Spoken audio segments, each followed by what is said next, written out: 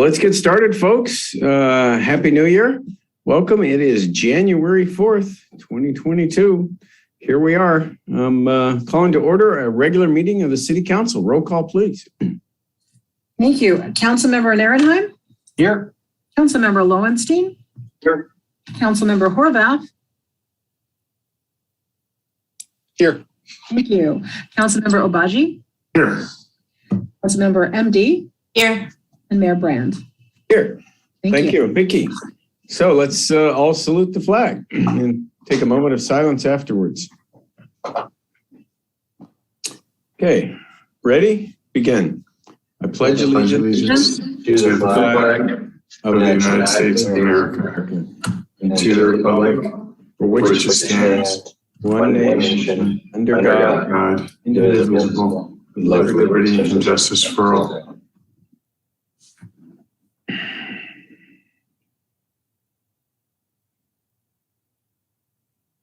Okay, thank you, folks. And with that, I guess we'll just move on to presentations from anyone. Announcements, Councilmember Ehrenheim. Yeah, thank you, Mayor Brand. I've actually got quite a few things. Keep it short as possible. There's a blood drive going on this week. I'm sure someone else will touch on. There's the Christmas tree recycling. Make sure you throw your Christmas trees out. In District 1, a lot of Christmas trees out or on the curb. Make sure you put them either in the green trash can or next to the green trash can so they can come out and pick them up. But I also have my community meeting on Saturday morning. And because of the COVID situation exploding all the way around us, we're not going to have it indoors. We will have it outside at our usual back of the parking lot location where we planted Kelly's palm tree.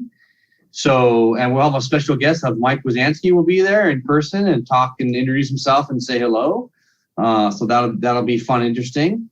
And for those who can't be there for the in-person, we'll have, instead of on Monday, we'll have it on Wednesday, a Zoom community meeting. So that anyone wants to join that. And the reason why I'm changing it from Monday to Wednesday is because we've got the design guidelines coming up, something that I've been pushing for many years. So residential design guidelines are going to be updated starting Monday night. I want to make sure everyone is there and available for that. That's more important than my community meeting. It really impacts District 1 and are the R1s and R2s. So that's a big deal. And of course, coming up at the end in the month, we've got Martin Luther on the 17th of January. We've got a strategic plan at end of the month and a whole host of other items. So I'll just keep it there for now. I want to wish everyone a happy new year. Thank you everyone for the greetings and the Christmas cards I've gotten. And it's been it's wonderful to see the community come out, especially down in Riviera Village. It was quite busy this last few weeks in Riviera Village. Thank you. Okay, Councilmember Lowenstein. Yeah, welcome back, everybody. Happy New Year. I hope you all had a nice holiday. Merry Christmas. Happy New Year to everybody. Two things. One, I was going to mention the residential guidelines, so thank you, Councilmember Ehrenheim, for mentioning that. That's next Monday at 6:30. And the District 2 January community meeting will be on Wednesday, January the 19th, 6 to 7:30 on Zoom. We're not going to do it outdoors. Or even indoors. We're going to do it on Zoom for the time being. That will be posted under the District 2 part of the website probably by tomorrow or the next day. If not, you can email me first initial, last name T. Lowenstein or todd.lowenstein@redondo.org. Sorry. And ask for a link, and I can send you a link. It's LOEW, not LOW, like everybody tends to say. So welcome back, everybody, and looking forward to getting back to work in 2022. I hope we have a better year this year. So thank you. Great. Councilmember Horvath. Yeah. Todd, you didn't mention this is the last night to take the survey for the amenities plan. So, all right, I'll say thank you. Please do it. Yeah, last night for the survey, and it's up on the website if you want to take it. The community meeting for District 3 is going to be on Thursday the 20th, 6 p.m. It'll be virtual. And we're going to recap with Friendship Foundation. They were here last December 2020, talking about their project at Franklin School Site. They're going to be breaking ground probably sometime in the spring. So we're just going to start doing more public outreach, and they're going to start here at the District 3 community meeting on January 20th. And then I'm sure everybody's seen it in the news, but just for any parents that are watching, the booster shots are available now for the younger kids. So just so people know, they can go and make appointments and get a booster shot. That's it. Thank you. Okay, Councilmember Obazi. Thank you, Mr. Mayor. Happy New Year, everybody. I would like to also mention the blood drive that the police Battle of the Badges are having. You can go to redcross.org in order to sign up. You'll get a little window like this where you can type in your zip code, and then you'll find the Thursday location. You can book your appointment. And secondly, I also wanted to mention the residential design guidelines. If you are interested in how we build back our city when old homes are replaced, and you'd like to see our future be sustainable and carbon free, then email your ideas, your revolutionary ideas to combat climate change to planning Redondo at redondo.org. And lastly, my community meeting will be on Monday. Contrary to what my email said, it'll be Monday, January 24th, and we will have City Manager Mike Wazanski there. And yes, I remind everybody, please get boosted and vaccinated if you're not already. Thank you. Okay, thank you, Councilmember MD. Yeah, just to piggyback, Christmas tree recycling is important for District 5. That was today, the 11th, the 18th, and the 25th, to get your Christmas tree out there for help with recycling. There's also on District 5 at the Redondo Beach Performing Arts Center is the Slack Key Festival. That's been going on for 15 years. It's the largest Slack Key Hawaiian music festival on the mainland. And so that's on January 16th, Sunday at 2 p.m. I encourage everyone to go buy tickets for that. Martin Luther King is going to be a little different this year. It's going to be at the Redondo Union High School auditorium from 3 to 5 p.m. on the 17th. And just to piggyback on the mentions of boosters, our ERs are slammed, guys. I have firsthand knowledge that it was an 11-hour wait at the ERs, because they have so many people lined up. They've got beds in hallways right now. Even if you go in with ambulance, those people are still waiting outside in the parking lot on their stretchers. So try to avoid going to the ERs if you don't have to. And yes, please get vaccinated. Thanks. Yeah, thank you, Laura. And that is the message. Spoke with the hospitals, they're full. And everybody's hospital with COVID, guess what? They didn't get boosted. 100% of the people hospitalized with COVID did not get vaccinated and or boosted. So I don't know what else to say about that. You don't want to end up there, folks. So reconsider if you haven't done it already. And with that, I'll move on to our regular agenda here. Our Community Financing Authority and Parking Authority meetings were canceled tonight. So I guess we'll just go to order of agenda. Anybody have anything they want to change on our order of agenda, or have motion to approve? Motion approved. Second. Okay, motion approved by Councilmember MD, seconded by Councilmember Horvath, I believe. Any objections? Okay, so ordered. Blue folder items. Do we have some blue folder items, Vicki, to add to the record? We do. We just had one item submitted for N2. The Redondo Beach Public Library Rules of Conduct were included in the blue folder. Okay, is there a motion to admit that to the record? Particular. Second. I think it was Councilmember Obazi, seconded by Councilmember Horvath. Any objections? Okay, so ordered. Next up is our consent calendar. Tonight, we only have 5 items on our consent calendar. Any member of the public can comment on any item. Any member of the council can pull any item. We'll go through the council, see if anybody would like to pull in. Anybody, I'll just go down the line, I guess. Councilmember Narenheim?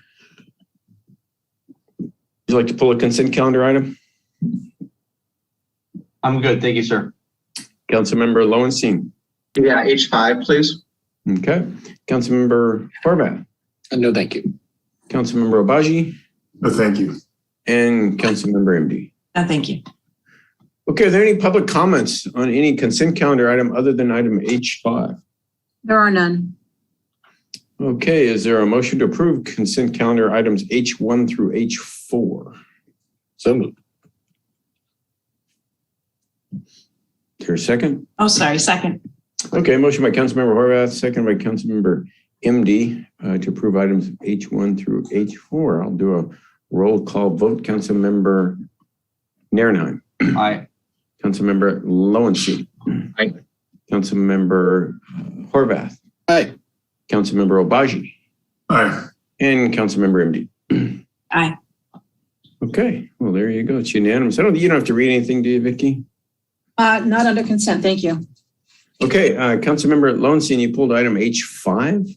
Yeah, real briefly, I realized this was to take us through March. Was just wondering where we're at with Granicus, any improvements, that we're looking at other vendors for going forward with the website redesign and anything related to Granicus.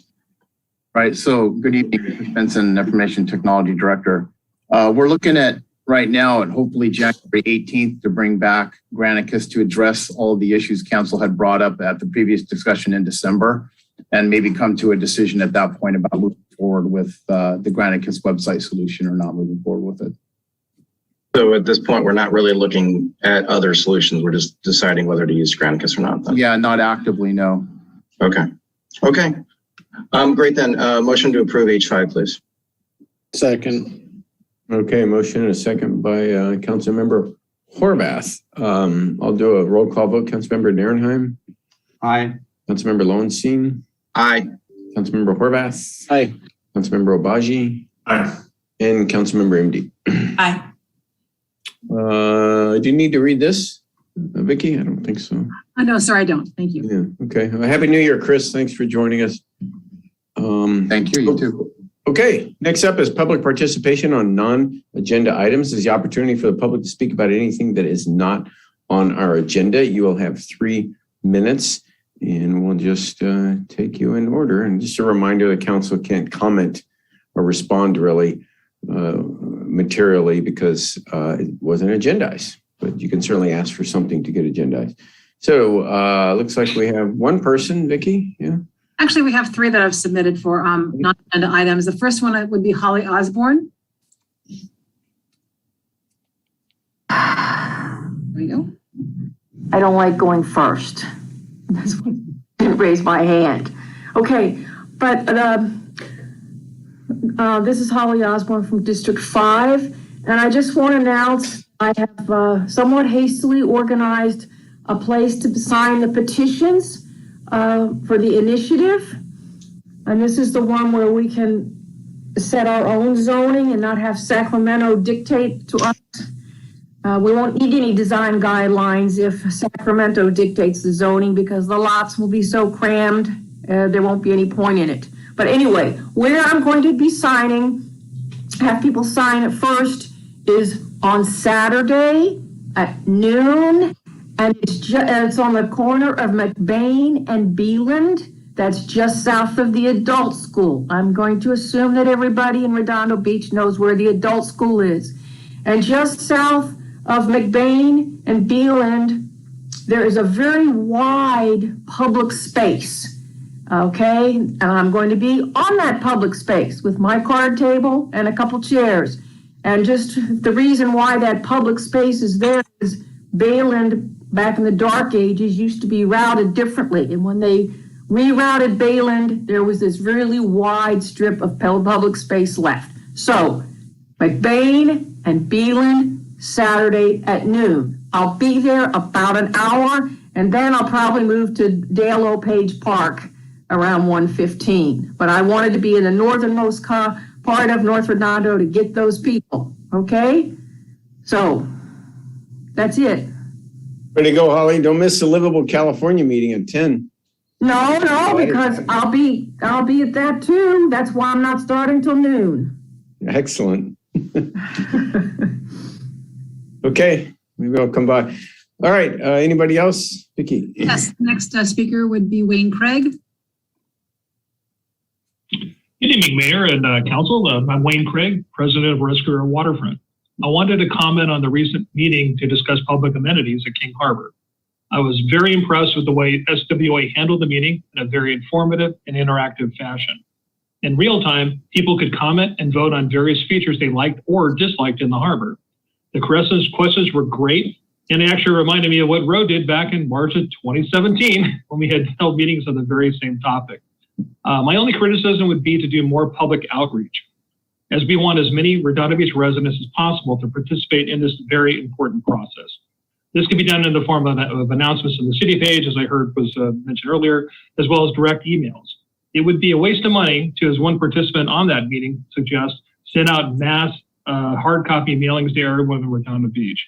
From personal experience, mass mailings of this sort are not very effective. To help the city prior to this last meeting, Rescue Waterfront sent out over 25,000 emails to active voters in the city to inform them of this monumental meeting. We would be happy to do this again for any future events.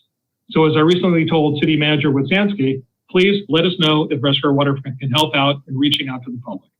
I want to thank the council again for finally beginning this process and looking forward to finally revitalizing, not supersizing our harbor. Thank you again, and Happy New Year. Okay, thank you. Okay, next speaker is Candace NF. Good evening. This is Candace NF from Redondo Beach. Happy New Year to all of you. I'm calling in to share with you just a kind of an update of what's going on in the school district real quick. And I know that you guys have very little to do with that, but I think it's really important that you guys know what's going on. Last week, Dr. Keller asked parents to go get tested before the beginning of school. There was no testing available because BCHD decided to take the holidays off during the height of COVID. So parents were left scrambling, trying to get tests. And of course, it was just a recommendation, but all of us who are responsible and want to test our children before we send them back to school obviously wanted to do that, but there was no structure set up to do that. Last minute, BCHD, hopped in on Sunday, had a testing site. They provided the school district with one employee to test 500 people. It's my understanding that 2 school board members rolled up their hands and began testing people. So the only reason why I bring this up is because we all know there's a lack of testing and there's an increase of people who have COVID right now. And it's in the best interest of our city to take this into consideration. I highly advise you and encourage you to seek other options to do COVID testing here in the city. Right now, we're at a loss. There are tons of people who are sick and don't have access to tests. And the tests that they do have access for are, 4 and 5 days down the line. And the other reason why this is important to you is because it becomes a workforce issue. People can't go back to work or school until they get a COVID test. I just spoke to someone today who couldn't return back to the Navy because they couldn't return to a COVID. They couldn't find a COVID test. So I hope it's of interest to you if you care about our local economy. I got an email from Good Stuff to say that they closed down for 3 days. I mean, a small business closing down for 3 days. So I hope that these kind of things are of interest to you and you make them a priority to find additional testing. And there are tons of resources from the county who can come out and set up shop on city property and do city testing. So I hope you look into it and I hope you guys make it a priority for the betterment and the safety of our community moving forward. Thank you so much. Okay, thank you.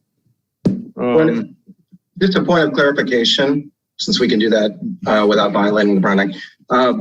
Mike, can you check with BCHD to see if they're going to be testing? Because I've gotten numerous calls about whether or not they're testing or not. Absolutely. So I'd appreciate that. Thank you. Todd? Yes. Well, Can you hear me? I can't really engage. we can't really have this discussion. Okay. On testing. Oh, they are testing now. They are testing now, but it's not adequate for the amount of need that there is. That's all I want to say. Thank you. Any more, Vicky? Mr. Orhan Tanner would like to speak as well. Just a moment. Sure, go ahead. All right.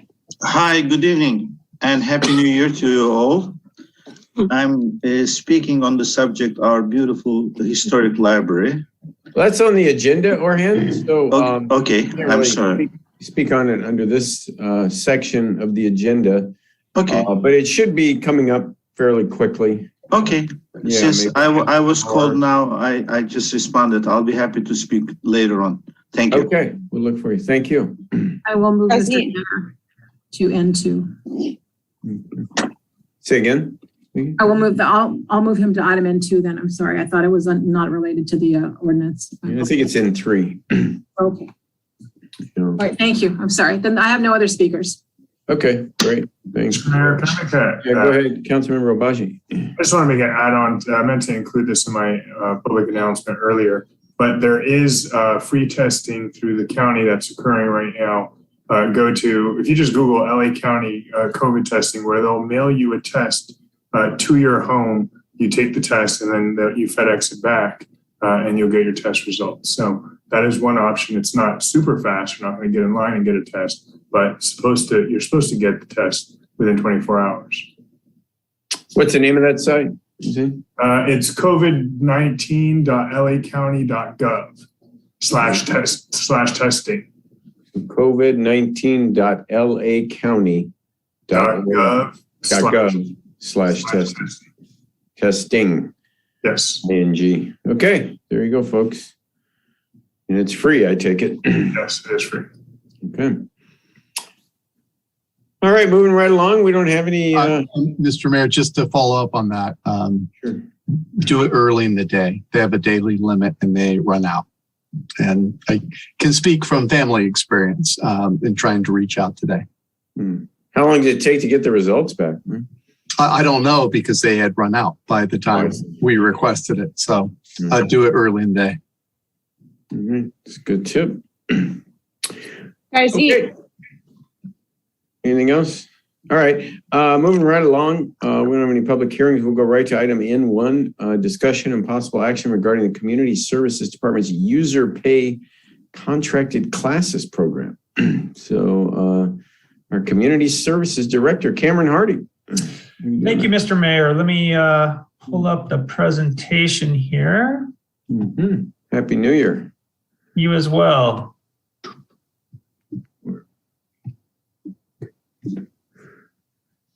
Okay, so as you mentioned, I'll be making a presentation on our user pay program and contracted classes.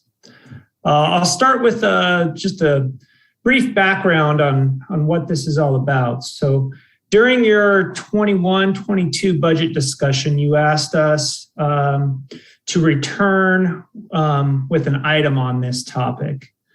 So contracted classes provide participants of all ages with recreational and instructional programs, including camps, classes, and programs, camps, and classes.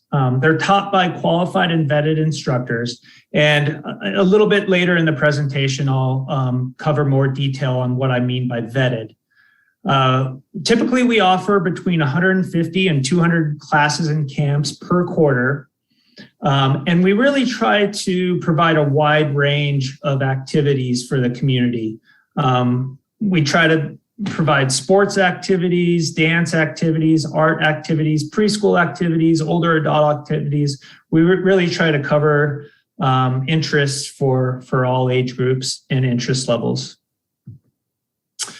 So some basic information on contract classes. As I mentioned, they are taught by qualified instructors, and I will get into the vetting process a little bit later in the presentation. They are held at both indoor and outdoor locations, the majority of which are on city property, but some do take place at the instructor's private business, just in case they need to provide more specialized equipment for that particular activity. Beach activities, of course, are permitted through the county. And then all activities or contracted classes are advertised through the quarterly newsletter that you're familiar with. And we make sure to post this on the city website send out a monthly e-zine. We're trying to get a little bit more aggressive as far as promoting this through our social media outlets. And we've also decided more recently to do some more promotions through email blasts through our registration systems, which I'll talk about in a minute. So as promised, the vetting process for instructors. Typically, it starts off with a proposal from an instructor or potential instructor who's interested in teaching a specific class. We as a staff will review that proposal and set up an interview with that instructor. If we decide that it's a class or activity that the community would be interested in, or maybe an offering that we're not already providing, we would then move forward with the process, which would include a business license, background testing, which you can all imagine is extremely important, especially if the contractor is going to be working with youth. We will require a certificate of insurance, which we ask them to be additionally insured up to $1 million. And then the final step is to solidify the agreement through an independent contractor agreement. And typically those are for 2 years. So as far as class fees, the Community Services Department collects or handles all the registration and collects all the fees through, currently we have 2 registration software systems. One is Class and one is RecTrack. We are transitioning to making sure that we handle all that through one registration software system, and that would be RecTrack, as it's much more up to date and much more user friendly. But that can take a little bit of time, as we had Class for a number of years. As far as class fees, we work with the contractor to set that class fee. Typically what the agreement is we collect 30% of the fee and the instructor gets 70% of the fee. We also charge a $5 processing fee for administrative costs, and that $5 processing fee 100% goes back to the city.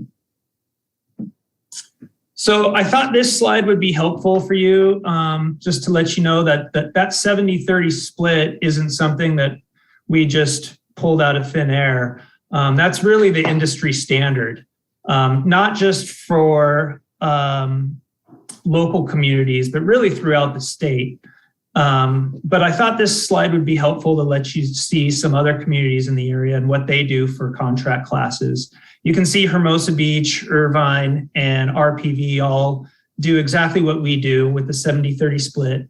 Manhattan Beach is a little bit different, depending on whether the activity takes place at a city site or at a private site. And same with Torrance. They go to a 60-40 split if it's at a city site, and 65-35 if it's at a private site. So revenue, as you can imagine, we've been impacted by the pandemic the past couple of years. We haven't been able to provide the normal amount of classes that we would have liked. And those classes that we have been able to provide have been impacted just based on COVID guidelines and protocols, where we couldn't register the full amount of participants, had to adhere to social distancing, that sort of thing.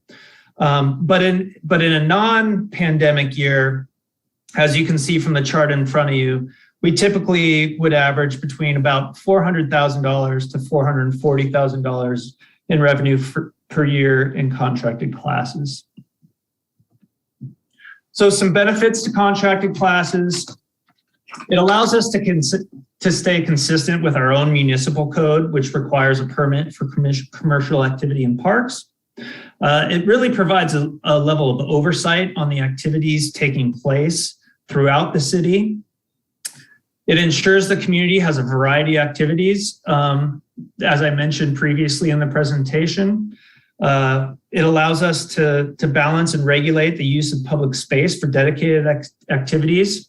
and still ensure that we have ample space available to the community. So we're not overrunning our parks and facilities. Specifically with classes, we still try to make sure we have time available for open use or public use.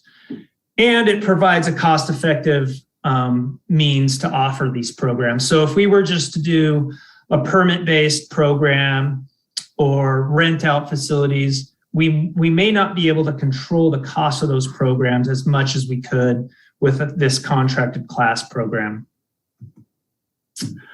So really, our recommended action for you tonight is to receive and file this report. And with that, I am here to answer any questions you may have. Thank you. Okay, thank you very much, Karen. You can stop sharing your screen there. There we go. Councilmember Narenhat. Thank you, Mayor Brad. So one of the reasons why this came up was we had a couple of groups wanting to use the Wilderness Park location. And for years they were using the Wilderness Park. They weren't using any other city services. They got a business license and an approval to use the Wilderness Park. And they were doing that for years. And all of a sudden this last year, they were told when the former director for community services was leaving that, hey, you got to pay 30% of your fees. And that drove out 2 groups, 3 groups, and 1 came back. And I wanted to make sure that that is not going to be lumped into this program. Mike? Me being new, I'm not not familiar with those programs that you're referring to, but maybe I don't know if you want to refer to them specifically, and maybe I could help answer. It was the educational program in the Wilderness Park, and there was a 501c3. There were 3 that I know of. 2 went to Torrance, 1 came back, and there was a summer group camp. They spent nearly $2,000 in licensing fees. So, Mike, do you remember that conversation that we had? Yeah, I remember the conversation, but I can't speak to what their current status is at the facility. We'll look into that and get back to you on it. I do remember the Seeds of Joy program years ago at the facility that operated out of Wilderness. I think they operated on a contract class basis, but I do know we had a couple of groups that were in there under a more traditional rental format that was working. I thought we found a way to accommodate them and continue that activity as they had been operating prior. In my recollection and talking with, I think at the time, Lori Koike, our interim director. So I believe that was resolved, but we can look into that more specifically and follow up. It was resolved, but the point of bringing this back, there's two reasons, but one of the reasons was make sure that that didn't happen again, because Wilderness Park or other people who wanted to use location without going through our services weren't required to go through our services, because when you're just running an educational, just a small little group event, 30% is a huge chunk and becomes unprofitable. Yeah, I think there's, in that case, that if they're not planning to advertise through our registration software, if they're not planning to be part of our user pay program and benefit from the coverage that occurs there, and they are simply renting time as any not-for-profit group, there would be effectively different standards that would apply. So I think we need to look at this specific group in their operation to make sure I can answer it confidently that they would not be subject to these program standards, but we'll have to look at their status and see where they're at. But I think they're operating, and I don't believe they're going to be swept into the program. Okay. Yeah, and I don't think they are, but when this originally came up, this is one of the reasons why we had the referral, was to make sure that wouldn't ever happen again. Yeah. As well as other groups as well, because we're losing groups. We lost 2 other groups to Torrance. And the other reason I remember this coming up was because there was a large amount of tennis instructors, I guess, who weren't using the program, or maybe they were, or actually there were some who were not using the program, and suddenly they were being charged 30%, and that was outside of the bounds. What are we doing? I know Alta Vista has a significant amount of tennis usage, and I was there the other day, and all the courts are being used. Yeah, that is a particular concern. I mean, and that I think and Cameron can speak to this in more detail, but that is precisely the type of location and venue that is important that we have all commercial activity happening under this umbrella rather than drop-in, because there's so much competition for that space, both for public reservation and on-demand tennis use versus structured instruction and classes, that really everybody that operates there needs to fall under our commercial permitted umbrella and needs to be subject to this program for vetting and safety purposes. So effectively what we're doing with user pay is avoiding the rogue operators that drop in at a park and perform a fitness class, no business license, no vetting, no security. And the same thing, and there might be even more space for that kind of activity that it's difficult for us to detect. But when you're talking about using premium tennis court, that becomes a little more problematic. Right. I mean, I understand with the tennis courts, the space is premium, and if you have an operator and they're using it for 5-6 hours, that's a significant amount of time. Right. We need to be able to program that. But what about if somebody were to do a yoga group, yoga class in one of our parks? Could they just do a business license and then manage it on their own? They'd have to, under our Muni code, they'd have to come in and get a commercial permit from us. They'd have to get a use permit for the space. And we have different rental rates for groups that use our spaces in that kind of drop-in or occasional practice. Typically, we try to encourage them to participate through the contract class structure because there's a way, I think, that benefits both parties. And it's rare where the business model actually is better served through an independent permit structure. But it does sometimes happen. More often than not, though, as I said, what we'll find is folks will go out there, provide that class without any knowledge or permitting until they're effectively caught. And then we have those conversations. Okay. And this is only for, obviously only for programs that are run by private enterprise that use our services, right? Our contracted class offerings are the way we advertise those programs out. This is not, obviously, we don't, the city doesn't proactively go out and search for contractors that do programs. No, we do not. We only really respond on a complaint basis. If we see maybe we'll have the public call us sometimes and say, hey, I see this fitness person in the park, Veterans Park every day in and day out. How can I join their program? And well, okay, we find out that, they shouldn't be there. We have the conversation about business license, but we don't proactively seek that. We really look at it if there are complaints about people occupying space for commercial use. Okay. All right, perfect. That's it for now. Thank you. Okay. Thank you, Councilmember Narenheim. Councilmember Obazi. Thank you, Director Harding, for that presentation. So I know I referred to you all after, I guess, some enforcement action against Ryan Gonzalez, an individual who was teaching music at Perry Park. He ended up registering with you all, kind of going through the hoops and the like, and he had some problems with his paperwork, corporate paperwork, and so then eventually he got his license, I heard recently. Is he getting under contract for a 2-year agreement or something like that with the city? And if not, then is that something we should be looking at? People who can come to the park and teach music to little children on a weekly basis, on some regular schedule or something like that, that we can provide to our residents as an amenity at, Alta Vista Park, Perry Park, Dominguez Park, any number of these parks. Yeah, that's exactly what happened in that scenario. Is we went out, we heard that this particular individual was teaching these classes. We contacted him, encouraged him to come under the contract program, and that's actually one of a success story. He came in, got contracted, and now he's running his classes under our umbrella. And that, like the city manager mentioned, that happens pretty frequently when we make contact with somebody that has been running classes and just quite simply isn't aware of the municipal code and the reasons why we need to contract out. And then we bring them under our umbrella and we're actually able to provide a good marketing and promotional base for them. And I think it becomes a good working relationship. Yeah, and thank you for that. So my question, I guess, is he under a contract with the city, or is he just an authorized vendor? And then if he makes money in the city, he kicks back 30% to the city. And how would a resident find out about, the classes that he's offering?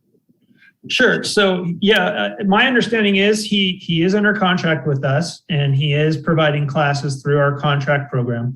How people would find out about that is through our quarterly newsletter. We promote all the contract classes through the quarterly newsletter. We're looking at more ways to get a little bit more aggressive about our marketing and promotions, like I mentioned in the presentation, through email blasts, through our registration base, social media, that sorts of things.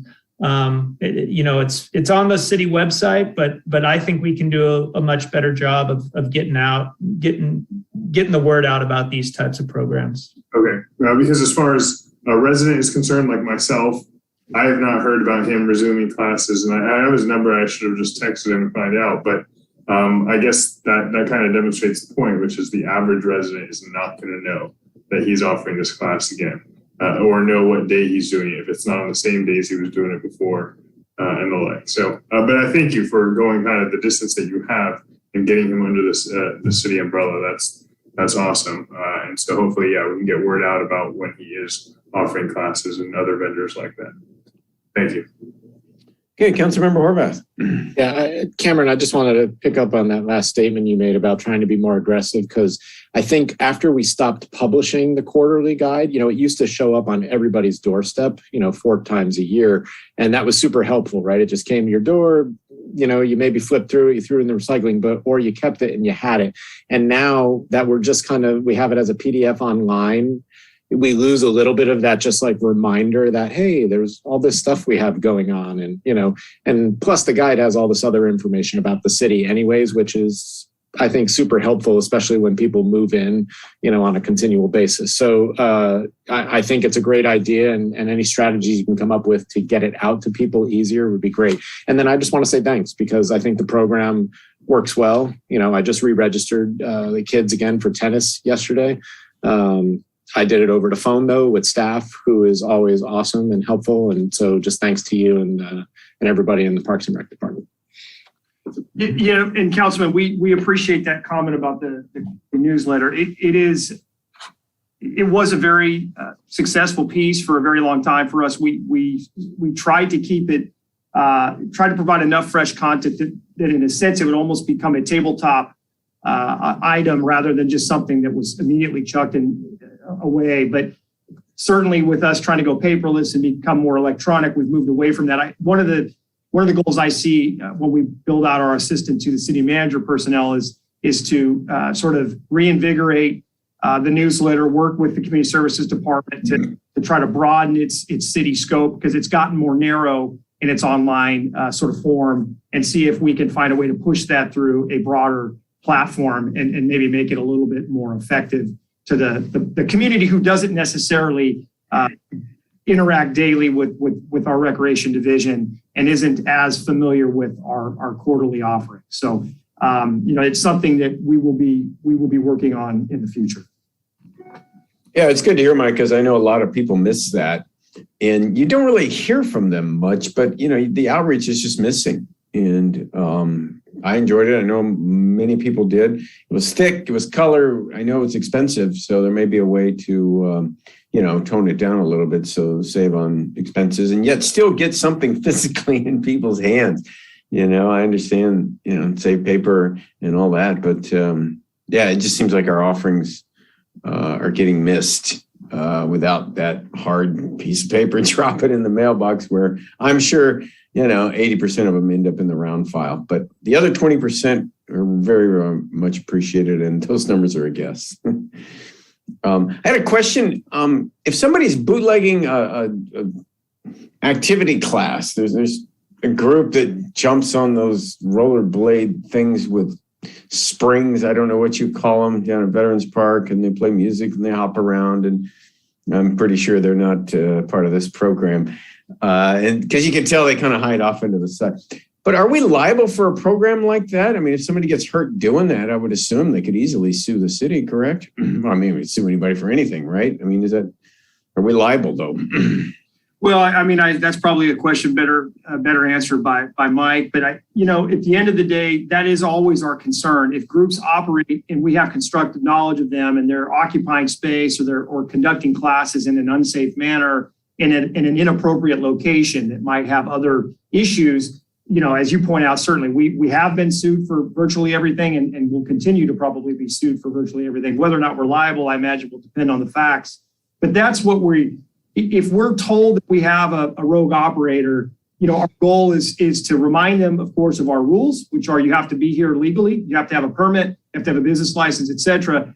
And to Cameron's point earlier, we really do try to pull them into our program because generally speaking, our program is a win-win. It really is. It's rare where an operator doesn't see the profitability in what this 70-30 percentage split arrangement provides. Occasionally, somebody just doesn't like the bureaucracy of what we do, doesn't like our contract language and moves along. But that at the end of the day, they tend to move out and go to some other community. So it's effective in a sense in that way too. So we if we get complaints and we have constructive knowledge, we need to address them. But Mike would probably better answer what our true liability is for a drop-in activity. Right. Well, I mean, I would just assume we're liable. We're always liable. And if something goes wrong, then everybody's going to get sued, which is the importance of why we have to have insurance, or they have to have insurance in indemnifying us, which is, just standard procedure. I will remind everybody, and it's in your staff report, the city to balance and regulate the use of public space for dedicated activities like this, while ensuring opportunities still available to the community for informal recreation purposes. Meaning, if you just go down to use the exercise court at Veterans Park, for example, there aren't 3 private classes going on there, and you as a resident can access it because we fiscalized everything. So that's the other reason why these things need to be properly folded into the program so that, we can limit it and regulate it so that, the recreational pursuits of the community are not impacted by, having too many people. And if we didn't have this program, it'd be a mob scene in these parks. There'd be yoga everywhere. And so it's important that we, in a variety of it. And it can get tense, Mayor, between operators. People are fighting for space. It becomes territorial. It's a bit wild, wild west. And that's really what we're trying to do is ensure balance. Yeah, and there are facilities, right? I'm sure the tennis pros would like to be down there for free and just be using our tennis courts for free for as long as they'd like. And I'm sure they'd schedule all 8 hours with all their clients. And then our residents would have nowhere to play tennis. It would all be, everybody just be going, hey. That's probably how it started years ago. Said, hey, we got to start regulating this. I wouldn't be a bit surprised if that's how cities ended up doing this eventually. Anyway, Councilmember Narenheim. Yeah, real quick, Cameron, when we originally built the, remember, what was the name of that? The workout station in the Veterans Park? Well, we just call it an exercise court. I don't know. Yeah, something. It's very popular. Yeah, there's something exercise court. NFC National Fitness Campaign exercise court. One of the things that started with why it's so popular in the Bay Area, particularly in San Francisco, is because they run classes and events through there. So if you sign up, in fact, the app has workout times and people that you can sign up with. So if, in all the oodles amount of time that you've got, maybe if I find it, I'll send it over to you. But it's something that we can integrate there because that in other communities has made that workout court really high demand because of those types of classes that people offer. So that's something to think about to add in that. That's all I wanted to add. Yeah, I'm glad you brought that up, Councilmember Narenheim. That court could use a steam cleaning, Cameron. Definitely could use a little TLC. It's getting a lot of wear and tear for sure. I was looking at it, just some steam cleaning would be great. Anyway, Councilmember MD. I'm sorry, I missed Todd, but go ahead, Laura. I'm sure he doesn't mind. No, go ahead, Todd. You were here first. That's fine. Hey, Cameron, real briefly, in the PowerPoint, I didn't see a mention of sailing. Was sailing mentioned in the PowerPoint? No, and that's because we run those classes with our own staff. Those are staffed similar to like our after school program or some of our preschool programs.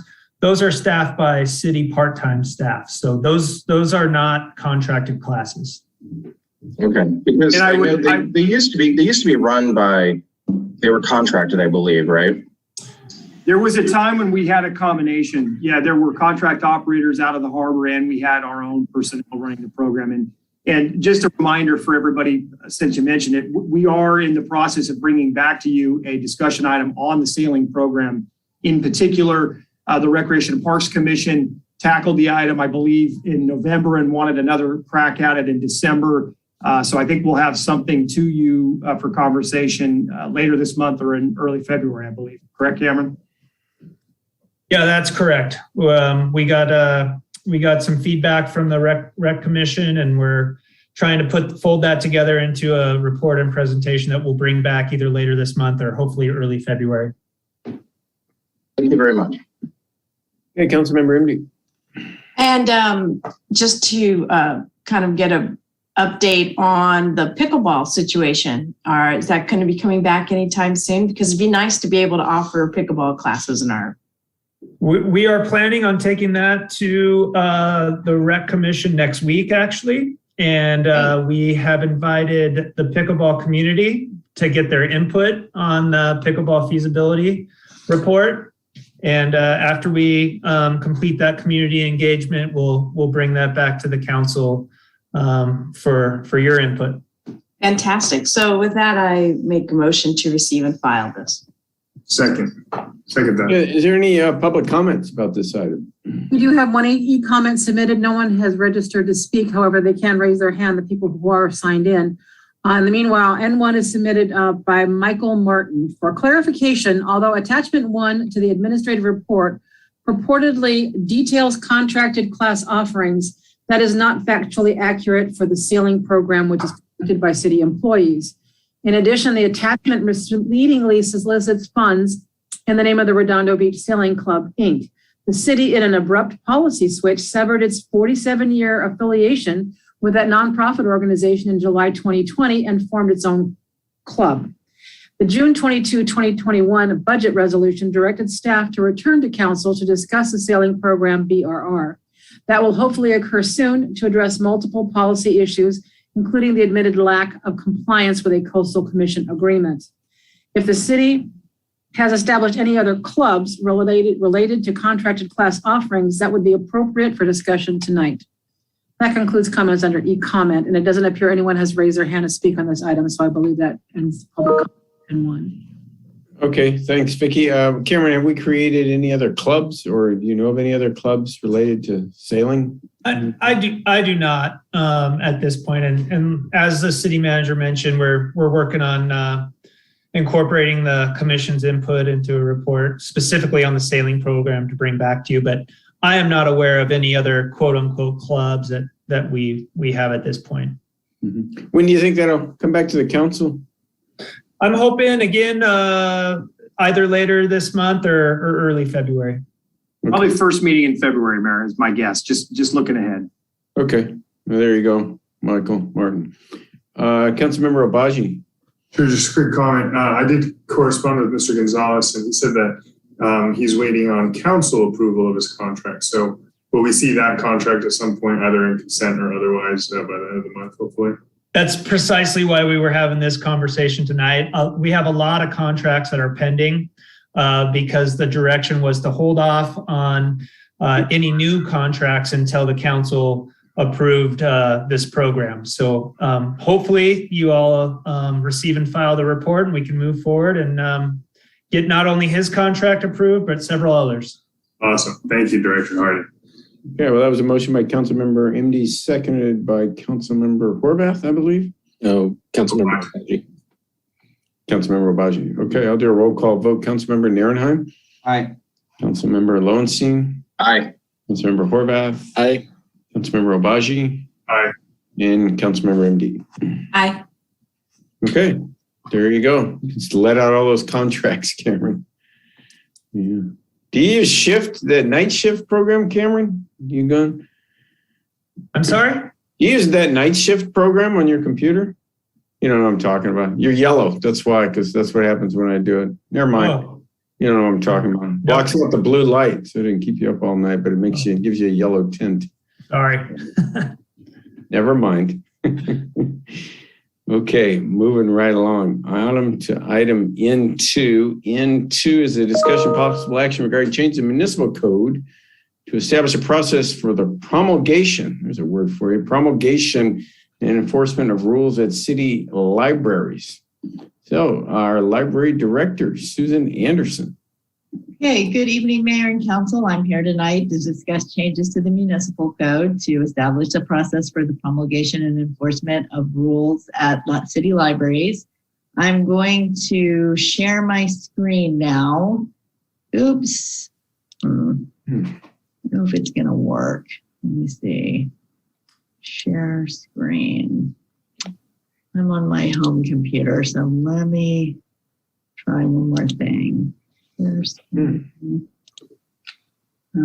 It'll work here. I'll take your time, Susan. Just 1 second.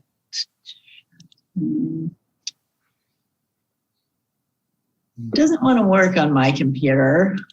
Even if you just pull up the presentation and hit share screen. Yeah, when I go to share screen, I'm getting you don't see your presentations. It's giving me an error message. Maybe somebody else could share it, Mike. It's on the city website. I just want to pull up the rules of conduct. They're on. I can pull that up for you. Yeah, it's on the city library webpage, just under about the library. You'll see the flyaway tab, and it has city rules of conduct. All right, give me a second here. So I'll just go ahead while he's pulling those up. I just thought it would be helpful for everybody to see them. So the library has had these rules of conduct in place since at least 2006. And they apply to all patrons who visit the facilities. And they are not only posted on the website here, but they are also posted in our, both the main library and the North Branch, they're posted. And these rules were originally adopted by the Library Commission, and they've had mild revisions over the years. You can see at the bottom, we've listed every time they've been revised. But we always have struggled with compliance, and we did revise them again in 2018 because we wanted to tighten up the bottom paragraph on the rules about how to enforce these rules. Staff needed a little more clarity on what the enforcement mechanism was for them. So we did tighten that up a little bit in 2018, but when we were reviewing them again in 2019, just because we have sort of continual struggle with enforcing them, we realized that they're not truly enforceable because the city charter and municipal code states that only the city council or city manager can establish enforceable rules, not the library commission. So this ordinance addresses that issue, and it also makes a refusal to leave after advisement, warning, and exclusion from the facility a violation punishable as a misdemeanor. And the city attorney's office based that part of the ordinance off of the city of Santa Monica and Los Angeles, who both make it a misdemeanor to violate the rules after similar warnings and notices. So this ordinance will just allow us to have an enforcement mechanism of these rules that we have always had in place. And maybe what I would add, Mayor, to this, I'm gonna stop sharing my screen unless you want to look at these in particular. But our process historically has been the library director identifies concerns that are occurring in the library based on patron complaints, and then works with our library commission to establish rules that might help address the concerns. We have largely relied effectively on gaining compliance through warnings, right? And perhaps occasionally suspension of a library card or the like. In more recent years, we have had patrons refuse to comply. And we have had a bit of a revolving door concern with having to invite the police department in to help escort unruly or non-observing patrons out of the building. But ultimately, we have no capacity beyond that to enforce any return event. And really what we're doing here tonight is remedying that situation, asking that you give ultimately myself the ability to, through signature, create and implement enforceable rules. But I want to make sure that the council understands our intention is to not change our process. We like our collaborative process with the Library Commission. We view the commission's input on creating rules, setting rules as helpful. It's really a touchstone with the community.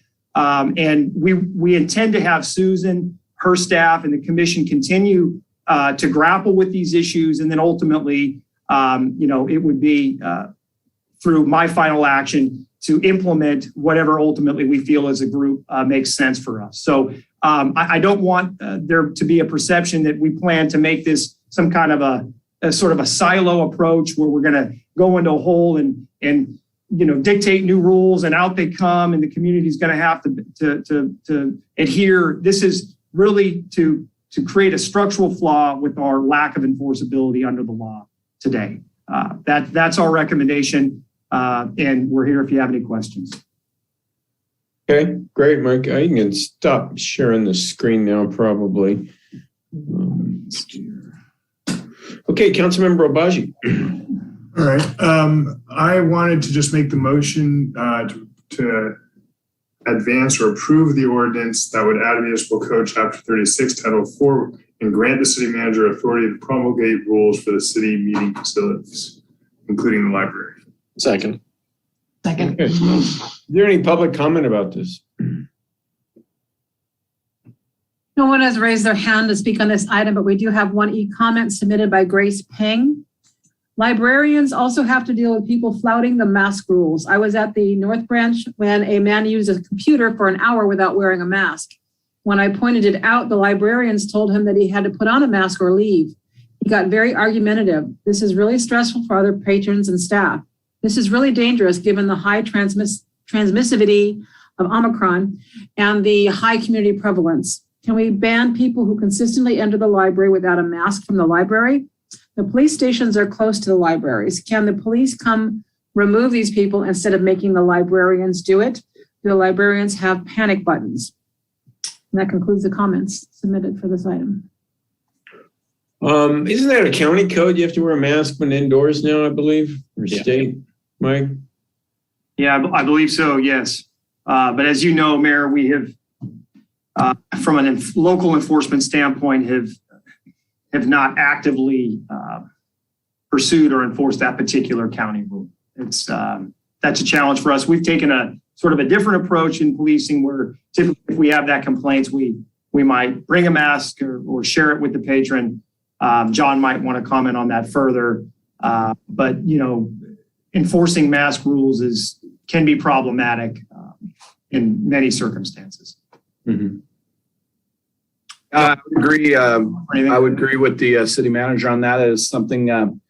But however, if somebody is inside the library and they're causing a disturbance because of it, it might be just safer to make it a law enforcement call. We have teams of people that are specially trained to deal with this particular type of situation, in our community services unit. So a lot of times we'll go out there, we'll offer masks, we'll kind of do an educational approach in order to try and handle the situation that way. So in some of those situations, it might be better to call the police. Yeah, I would think with the police showing up with some masks might calm the situation. Okay. We do have masks too that we do offer the patrons as well. Right.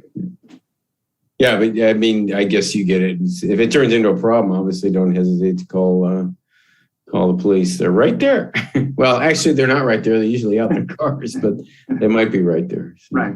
The watch commander's right there, but. Yeah. Okay. I wanted to thank the Library Commission for the work they've done. They do a lot of stuff we don't even know about. So I just wanted to take the opportunity to thank them for that and bringing this back to us so we can beef it up for them. So, I don't want to miss this opportunity. Councilmember Narenheim.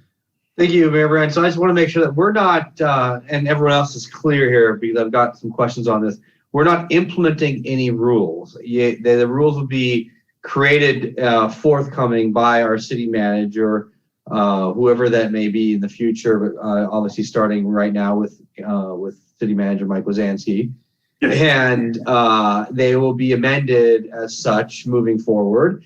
And this only gives staff the ability to implement the recommendations by the commission and or the city council and staff themselves. I can't speak for future city managers, but I can tell you our intention, if this is approved, once it's effective, would be to permanentize, if you will, the rules that exist today as they've been posted and discussed for many years.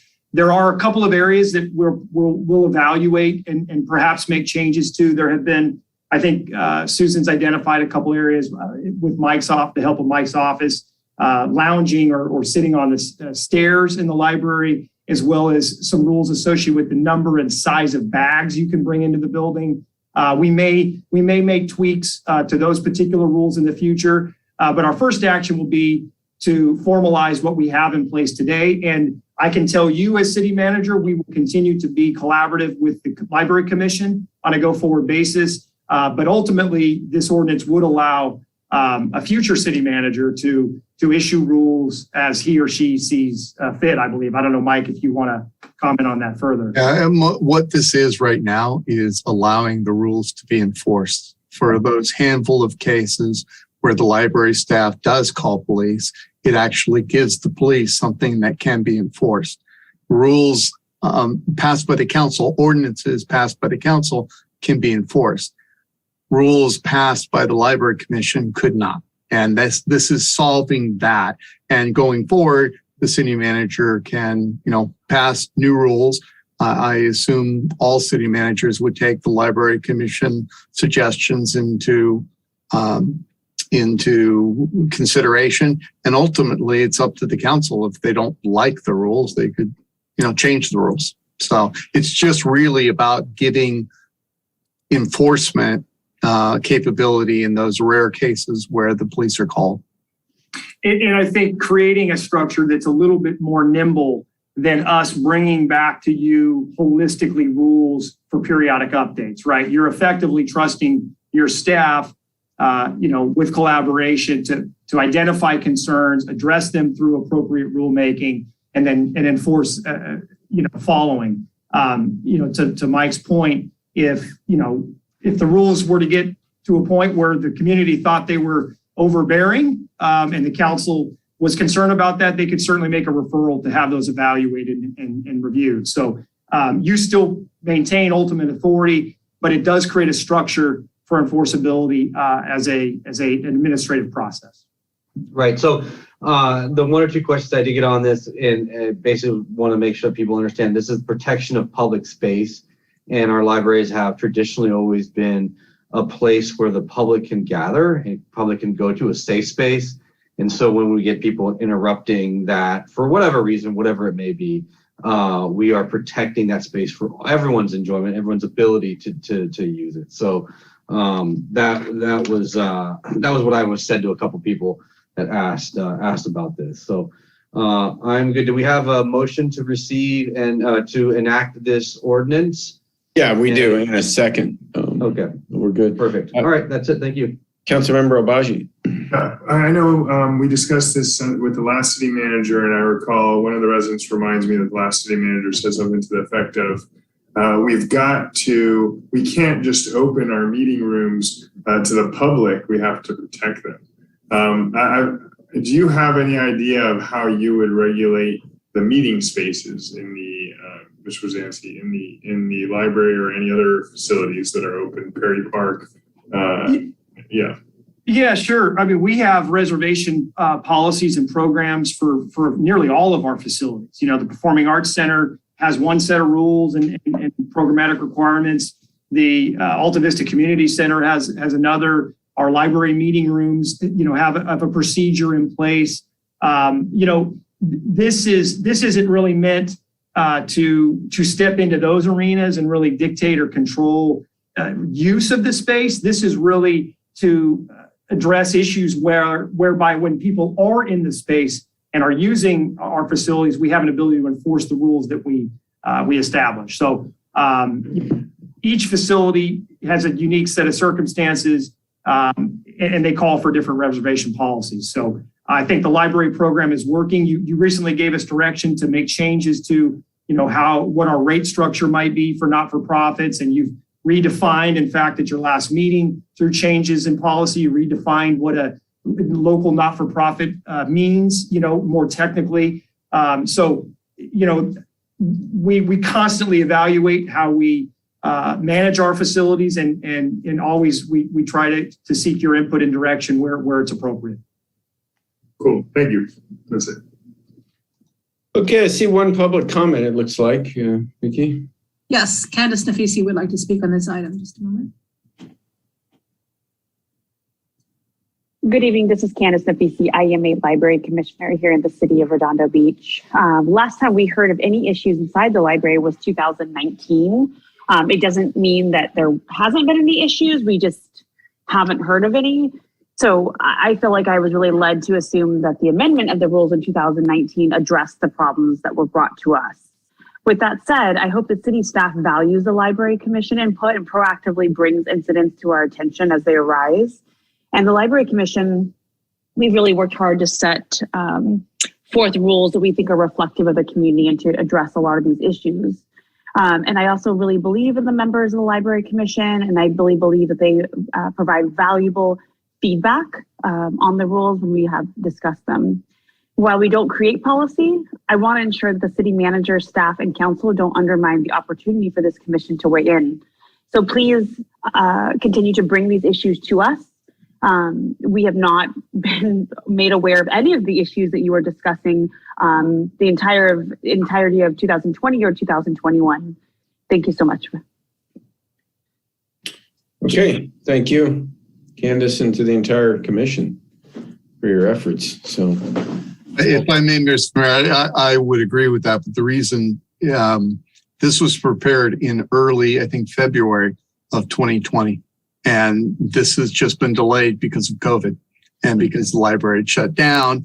And this is just one of a number of items that was ready about 2 years ago and came forward because of this. And that's the only reason it's showing up now, ironically, when we're getting another COVID surge. Yeah. Yeah, I will add, back in 2019, these rules of conduct were brought before the Library Commission for their suggestions.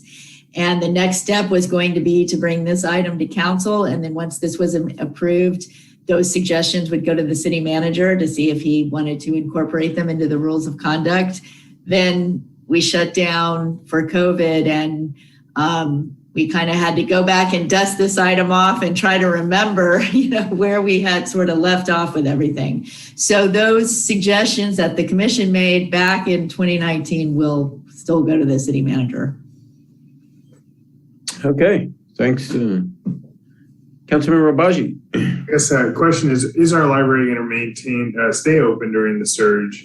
And seeing as we don't have, and I don't know if this is off topic, but it seems to be on topic, but seeing as we don't have a vaccine mandate in the city for city employees, if a city employee at the library gets COVID, is the city on the hook for under workers' compensation law for whatever ends up happening as a consequence of that exposure? Well, that's a fairly loaded question. I will say, to answer your first part, our intention is to continue to operate the library. As we evaluate the pandemic, as we have always, never say never. There's always the possibility that things could change and the circumstances could demand an alteration to our current program or schedule. But for now, we feel comfortable in our protocols and the safety of our protocols to continue to operate as we have in the last several weeks. So I think that addresses your first question. I will say that we believe in the protocols we have in place in the workplace with our masking, with our social distancing, with the barriers that we've installed structurally. We still have a lot of our members telecommuting where possible in our civilian positions. And we feel good about where we stand in that regard. We have, and again, this is probably getting a little stray on topic from an employment standpoint, perhaps next week when we talk about the status of our emergency, or maybe under my city manager items, I can address, kind of what we're doing from a kind of fine tuning of our protocols. But as it relates to the library, we continue to expect to operate, and we continue to provide that service to the public, and we feel comfortable doing that. The pandemic is here, it's been here, but we believe in the protocols we have in place, and ultimately social distancing and masking, I think, are the best that we can do as a facility operator. Hopefully people, self-dispatch to be vaccinated and boosted where possible. Sure. Thank you. And I just asked that question there because it seems like the library is the most outward facing of our city departments, especially in an indoor environment. But thank you for that.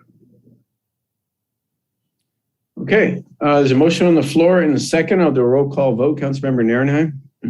Aye. Councilmember Lowenstein. Aye. Councilmember Horvath. Aye. Councilmember Obazi. Aye. And Councilmember MD. Aye.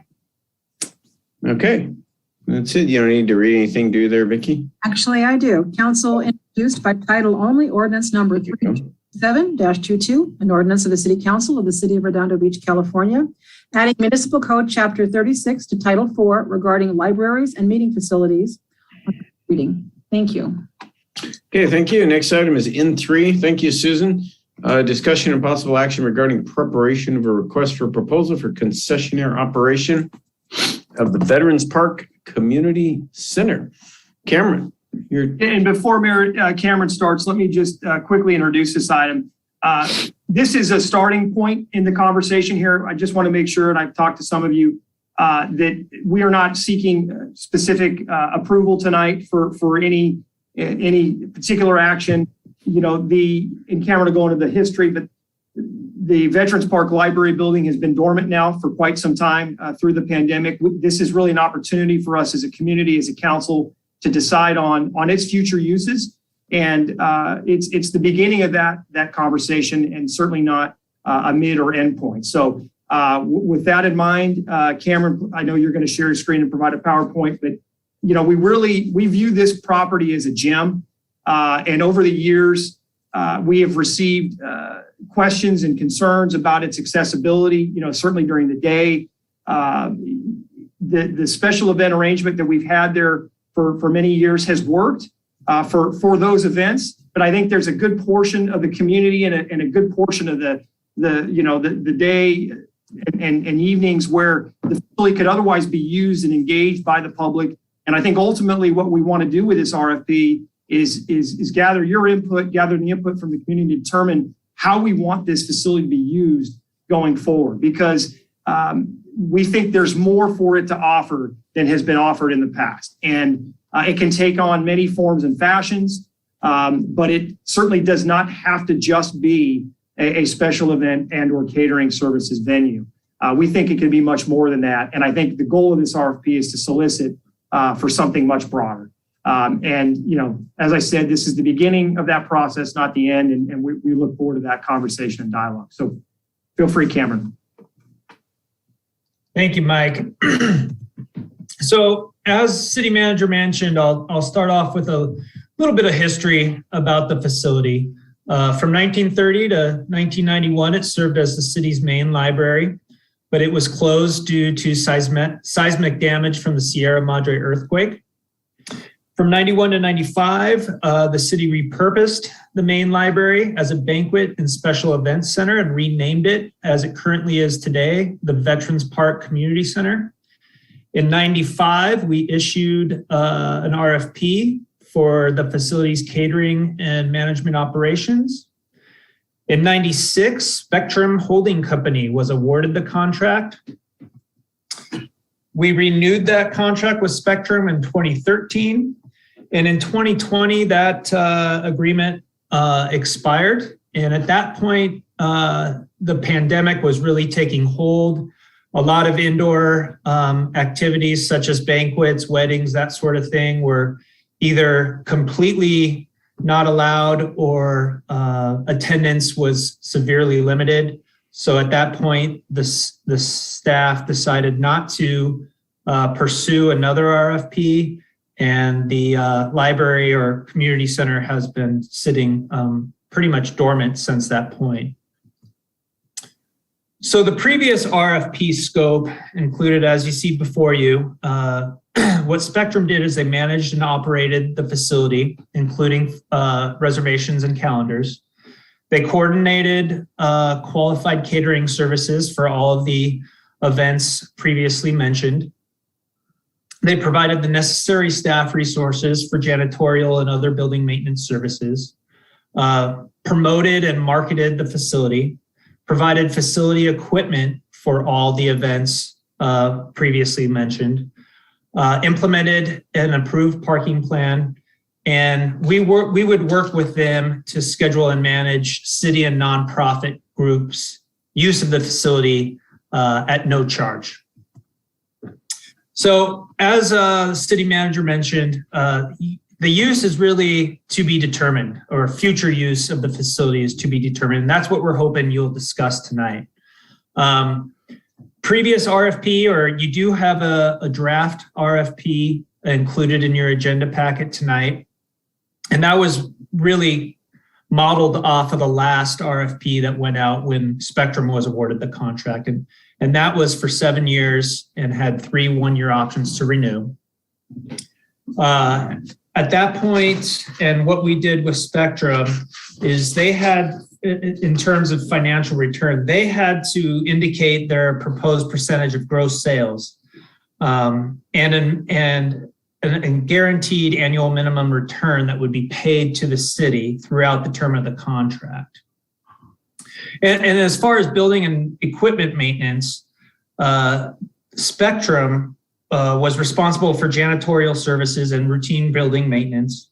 And we also required, the last time we went out for the RFP, we required proposals to indicate the percentage of financial responsibility they would assume for the following building and maintenance items, which included tables, kitchen equipment, carpeting, flooring, repair and replacement of doors, window frames, that sort of thing. So you do have a little over $400,000 in your capital improvement budget in 21-22, so this fiscal year. Those funds are allocated for upgrades to the roof, paint, masonry repairs, elevator upgrades, HVAC modifications, and window replacement.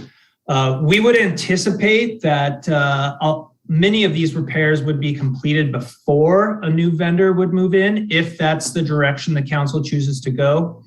And any of these repairs that are not completed before a new vendor would move in, we would coordinate and work with the vendor to make sure we work around any reservations.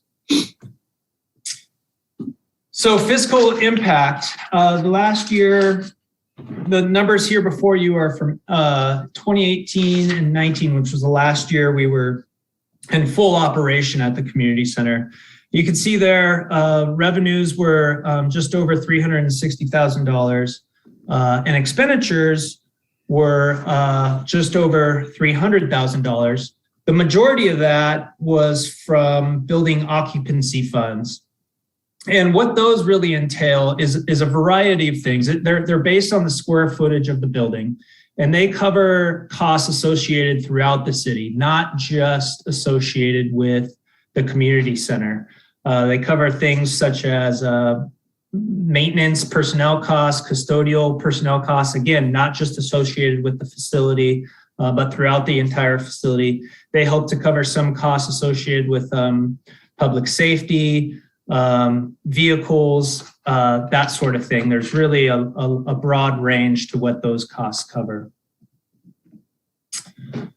So new and requested uses or services, again, like city manager mentioned, we're really hoping that you discuss what you would like for us to pursue in the next RFP.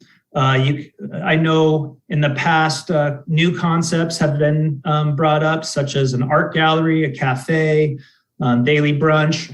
We could run it like a more traditional based community center where we would run, like the presentation you received earlier, contract classes, city run programs, that sort of thing. We could pursue another agreement with a concessionaire to do what we've been doing, or as we did with Spectrum for special event, catering, concessions, weddings, that sort of thing.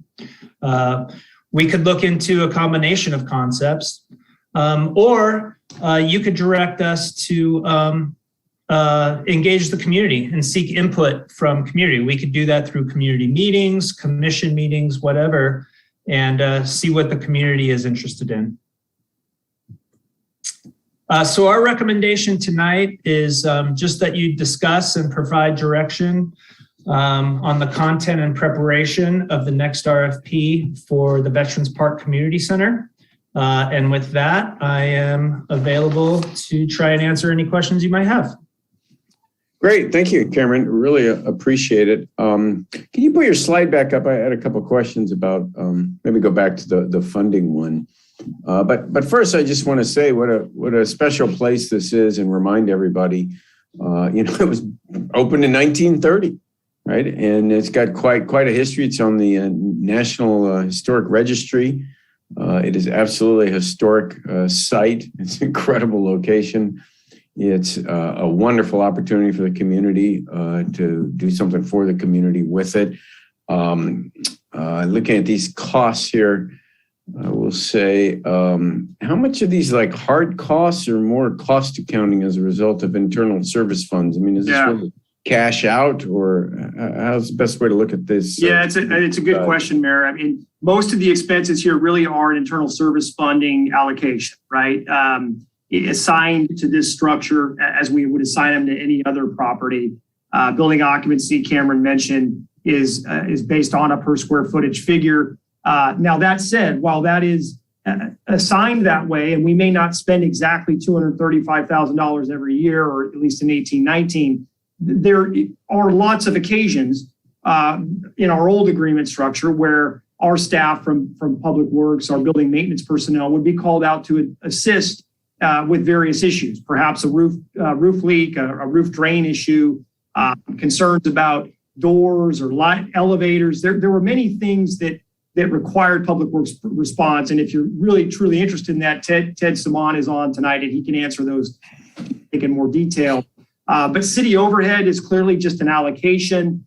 Property insurance is an allocation based on the square footage there at the building. That is, of course, part of our broader self-insurance program. So this is really the facility's fair share of that cost. Building replacement, similarly, the sewer fee is as we do with all of our facilities. As we ask our residents, we too pay into our wastewater fund and are charged a sewer connection fee by location, by facility. And then maintenance and operations is really the one sort of hard cash item, I think, that our staff would have discretion over to perhaps provide for some basic wear and tear improvements on an annualized basis. That's the top line, $7,000. So, but to your point in question, most of this $313,000 is really a sunk cost to the city. And really, I think for us to think about the facility, we need to look at, okay, well, how much revenue do we want to pursue to help offset some of those expenses? How much of the building obligations, maintenance obligations, do we want the new user in the future to be responsible for? Or do we want to hold that responsibility? Those are the types of questions, we need to ask ourselves, because most of this at this point is absorbed in our budget. But all that's missing right now is the revenue to go with it, right? So it's operating without the support of any on-site revenue. Hopefully that answers your question. Yeah, no, I was trying to get a better idea, like actual cash out. I would imagine maintenance and operations is, for example, more than $7,000 a year, but just the plug number of $235,000 and $314, it's cost accounting. It's a per square. Yep. It's not like we went down and wrote a check for that amount. Correct. As I said earlier. So it just gives me and everybody a good idea of actual cash in, cash out. But, we do have to do proper cost accounting. Can you go to the slide where options of what we can do going forward? And I think one of the reasons a lot of people don't even, frankly, know about this place or have ever been in it is because I will just say we have fiscalized its use for 30 years or 25 years. I mean, we've turned it over to a private entity. And that's, kind of made it unavailable to the public, frankly, other than a few community meetings. And I remember back starting in 2004, we had when we were opening South Bay Parkland Conservancy, we would have meetings there. I had to show them our IRS 501c3 designation paperwork, and they would allow us to come in there for free on a Wednesday night or a Thursday night or something for an hour or two. But other than that, really, a couple of city meetings here and there, very few. Has it really been available to the public at all? It just kind of sit there in a beautiful building. So looking at these concepts, I certainly would like to see something other than just pure fiscalization use of it, where we turn it over to a caterer. And then again, we don't really we're just trying to get as much money back as possible. If we want to make some money, let's build a hotel. If we want to have a nice facility for the community to enjoy and do things in, then we go down a different path. And I think the last bullet point there is a way to go is engage the community in a meeting or two, or just maybe have a special meeting and then have a couple meetings in recreation parks and then have a couple council meetings and then decide the direction to take. And I think a proper vetting from the public would serve us well in decision making on what to do with this. So it's just such a fantastic place. I want to take the opportunity to thank staff for fixing the handrails down to Veterans Park. I noticed that the other day. Put in some aluminum handrails. So thank you for that. Nothing related to the library, but just across the park. So anyway, with that, thanks for the presentation, Cameron, and hoping we just engage the public more before we make any decisions. Councilmember Horvath. Yeah, I agree with the mayor. It is a magical place, and I've hosted events there as well, and I've had friends get married there, and so I definitely want to see it continue as it has functioned. But where I would like to see it activated and used more often. People really love Veterans Park. Both residents and tourists. It's a beautiful space, and I think having that space activated, it's a historical building. People like historical buildings. They like visiting those places. I think it has a lot of potential, and it's just not meeting the potential that it has. Sure, maybe that does have a monetization aspect to it, and that's not a bad thing for the city to take advantage of it. Same thing, we've talked about this with Seaside Lagoon. That also has a potential to be activated in a way that it hasn't for the most of the year. So I'm fine with kind of broadening the scope of the RFP and seeing what a potential concessionaire, might want to do. I'm also fine with presenting the ideas that were on the slide there. Those are, having it activated as an eatery or, a coffee shop or something. I think people would go there as much as they may go down to the pier, but you have just a different view and a different setting. And you have a senior center steps away. You have the exercise area steps away, the kids area steps away. So I think it would be great. I don't think we need to drag it out and do an enormous amount of public outreach on this. I think, I truly believe that even just kind of baby stepping into it, there'll be things that the people embrace quite easily, because there clearly is a need for that. People wanting to enjoy our public spaces in a different way. Okay, thank you. Councilmember Obazi. All right. I probably got the least amount of experience with it as compared to the rest of y'all, but I agree with the mayor. Let's maybe do some public outreach. What I'd say is, let's find a balance between the monetization and also public access. In that, maybe it's going to be for wedding venues on Saturday nights, but maybe It's a discounted rate for residents to throw events, during the midweek, or I don't know how folks would, our vendor would deal with Friday night, but we kind of provide that balance between monetizing it Saturday, Sunday for weddings, and then making it open to the public the rest of the time. Also, I wonder, is there a desire, is there a need for additional allocation of money for kind of reviving the structure and fixing it up? Or do we think that what we have in our capital allocation is sufficient? I don't know the state of it, haven't been inside. So where are we on that front? Yeah, we think the $400,000 is a really good start. We believe it's sufficient to cover window replacement and to address our major elevator deficiencies. But, until we get in there and start getting bids and really understand the final plans and specifications, certainly costs could go up.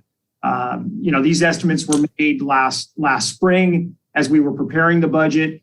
Certainly with what's happening in the broader macro economy, it's quite possible that these expenses would be much higher, when we finally get it constructed. So reserve the right to say we may need a little bit more money to execute on all elements, but we do feel like we're pretty healthy for now. Right. Thanks. And one other thought I'll throw out there as far as activation is maybe it's kind of like a place, not inside the library itself, but outside that area. I don't know if there's appetite for it. Maybe that's a place where people, local bands could play from time to time and gather folks around there. Facilities are there for rest reviews and kind of setting up stands for food and the like. I don't know if there's that space down there. I haven't spent too much time there. But any event, so yeah, those are my thoughts, and I'd make a motion to direct staff to conduct outreach and file and receive this report. Okay, is there a second? Second. Okay, Councilmember Lonzi. Yeah, there used to be a band shell down there, so people would perform down there. I'm with you on this, Zane, in terms of you're thinking exactly like I'm thinking. But I can tell you one reason why it's not been used a lot is the incredible expense. I called once to see if we could do an event there, and I think it was something along the lines of $18,000. I want to say it was very expensive. So it would be interesting to see if residents could get a discounted rate, whether it's for weddings or whatever they might have, quinceañeras, bar mitzvahs, whatever it might be. It's a great location. I also think we should open up to the public. We'll probably get some really good ideas out of it. People travel a lot of places and they see civic venues, and so they may have some ideas. And also, you're also thinking, like I was thinking, some type of an outdoor patio or something would be nice. That's a great location for that. I know we have, we'll have Veterans Park next to it, but something attached to it, whether it's a patio with umbrellas and chairs or something, that people could have an event. Maybe there's a food stand, something that would be interesting for us to take a look at. But it's an incredible building. It really is, with an incredible location and view. And, one other thing, and I don't know if we're the right people to do this or not, but, I don't know how much Spectrum was making, but they had to be making a lot of money off this. And they're making it off of a public venue, which can and can't work, but it seems like a lot of revenue was generated out of it. If not, I don't know if it would be worthwhile for us to look at hiring somebody that is a venue manager that could actually monetize this and knows how to deal with events. I don't know. Sometimes government doesn't do a great job of doing this, but sometimes we might be able to do it and benefit ourselves rather than having somebody else come in and do it. So I think that's something for us to look at. And if it's not something within our core competency that we can't hire for, then we look at a vendor to do this. But I think we're losing a golden opportunity here with that building. That is probably the most in-demand building, or one of the most in-demand buildings in all of Redondo and the South Bay, actually. So let's see what the public has to say. Let's bring it back, and then we come up with a good RFP here. So thank you. That's good. Councilman, you raised Mike. I was going to say, because what was Spectrum Catering doing? They had I forgot the lady's name. Very nice. She was the manager of it, and they had one other person there, and I don't think he was full-time working it. She was, and they would just rent it out, and they would, I don't know that they had anything to do with the catering or what they did. I will remind everybody there's a full kitchen in there. So, at what point do you decide, oh, well, the city can, hire somebody full-time to do what she was doing and just manage it and potentially make a lot more money than just turning it over to somebody else to make a lot more money. So, right. At what point do you, make that call? Yeah, I think the core, if I think about what we could provide on a potential core competency basis, it isn't so much the facility management side of it that I would worry about. I think we could do that, to Todd's point. Where I think we would struggle, there are various models, is sort of in the food delivery side of things, right? That's not something that's not the area of business we would want to probably supervise directly, but that perhaps could be the concessionaire conversation. And it could be a hybrid model where we're really trying to work with maybe a cafe or more of a restaurant provider, and then we're managing the facility as a facility on a facility oversight basis, perhaps. So, there's a couple models in there that we may want to explore, but restaurant part of it would concern me. I do think Spectrum did, that was something they did. They were a food provider. They were a caterer, I think, is their basic business model. I think they also brought in expertise on a wedding planning basis, an event planning basis. I think that was a function that they perhaps provided skill for. But beyond that, scheduling the place, keeping the lights on and maintaining it, we have experience in that. Not to say that the private sector couldn't do it better in some ways. That's always a possibility. But, there are areas of that operation that I think we probably could successfully manage. Yeah, monetized a certain way, it could justify, a full-time employee just overseeing that facility, depending on how you monetize it, if you did. So just something to think about, really, since we're thinking about it. Building and location kind of sells itself, right? If people know about it, they're gonna try to find something there. Councilmember Narenheim. Thank you, Mayor Brand. If anyone's been to the music venues downtown Velasco or the Mayan, the sister right next door, those were built in 1928. Our old library was built in 1930. So it's only 2 years off. It's gorgeous building. We could have, like we already talked about, many different types of events. Mike, the band shell that we talked about a few minutes ago, I was there years ago. It was torn down probably 10, 15 years ago, I want to say. Yep. Wasn't there a plan to get something back? It was believe it or not, it was a Leadership Redondo class project years ago. In fact, that was a big, something that Joe Hefkin actually was involved in as the community services director at the time. There were plans drawn to come back with a kind of a pergola, sort of a bucolic look that was a kind of an adaptive space. And then slowly, just the cost of those structures, the sort of permanentization of that type of use, slowly the desire for that dissipated as people started to just experience the natural terrain and the flexibility that the kind of area provides, for drop-in events. So the push for that sort of went away organically because the space, after we cleaned it up and greened it up and got rid of the old structure, people felt pretty good about its current condition. So it would provide a lot of flexibility now. I mean, for an operator to go out there and erect temporary structures and provide event venues, we could certainly look to partner with somebody to do something more substantial there that might be to create a dynamic event space. That is absolutely a possibility if the council wanted to explore it. But I will say, I think having lived through the era of the band shell in community services and then post band shell, I think the community in the long run really reacted well to the natural landscape and the fact that we opened up the views. There was no longer a structure, an eyesore that you were looking at through Veterans Park. And then when we opened up the memorial and really created the stairwell corridor and really enhanced that view corridor into the park, to me, Veterans Park went from a kind of a kitschy, self-enclosed space to this just now incredible park that you can look at from Catalina, from Torrance Boulevard. It just really opened up veterans, in my view, and it, for the better, truly. So, I mean, there's a lot to think about in terms of coming back with the structure, but you know, that flexible space has a lot of potential for all kinds of uses. Right, and I think that should be included in the event space or usage ability to use that area. But also, I'm definitely sensitive to putting something big like a clamshell thing there that was only hardly ever used. Again, the views, right? But a flatter stage area or a flatter place with power and speaker hookups, something that we could easily remove, have somewhat permanent.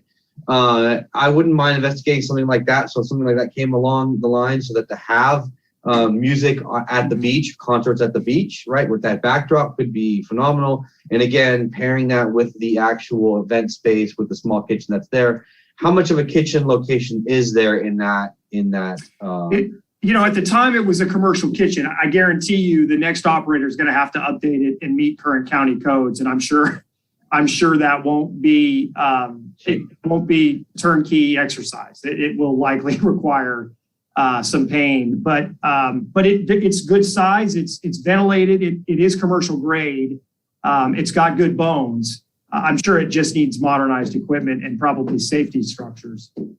Right, and I've always been a fan of the European style public space gathering where you have small cafes outside, you have life-size chess pieces, you have huge checker pieces there, small gathering locations. You know, we have the farmers market that's down there, things like that allow the public to come down, especially the local public, just to walk down and enjoy the view, you know, during the week.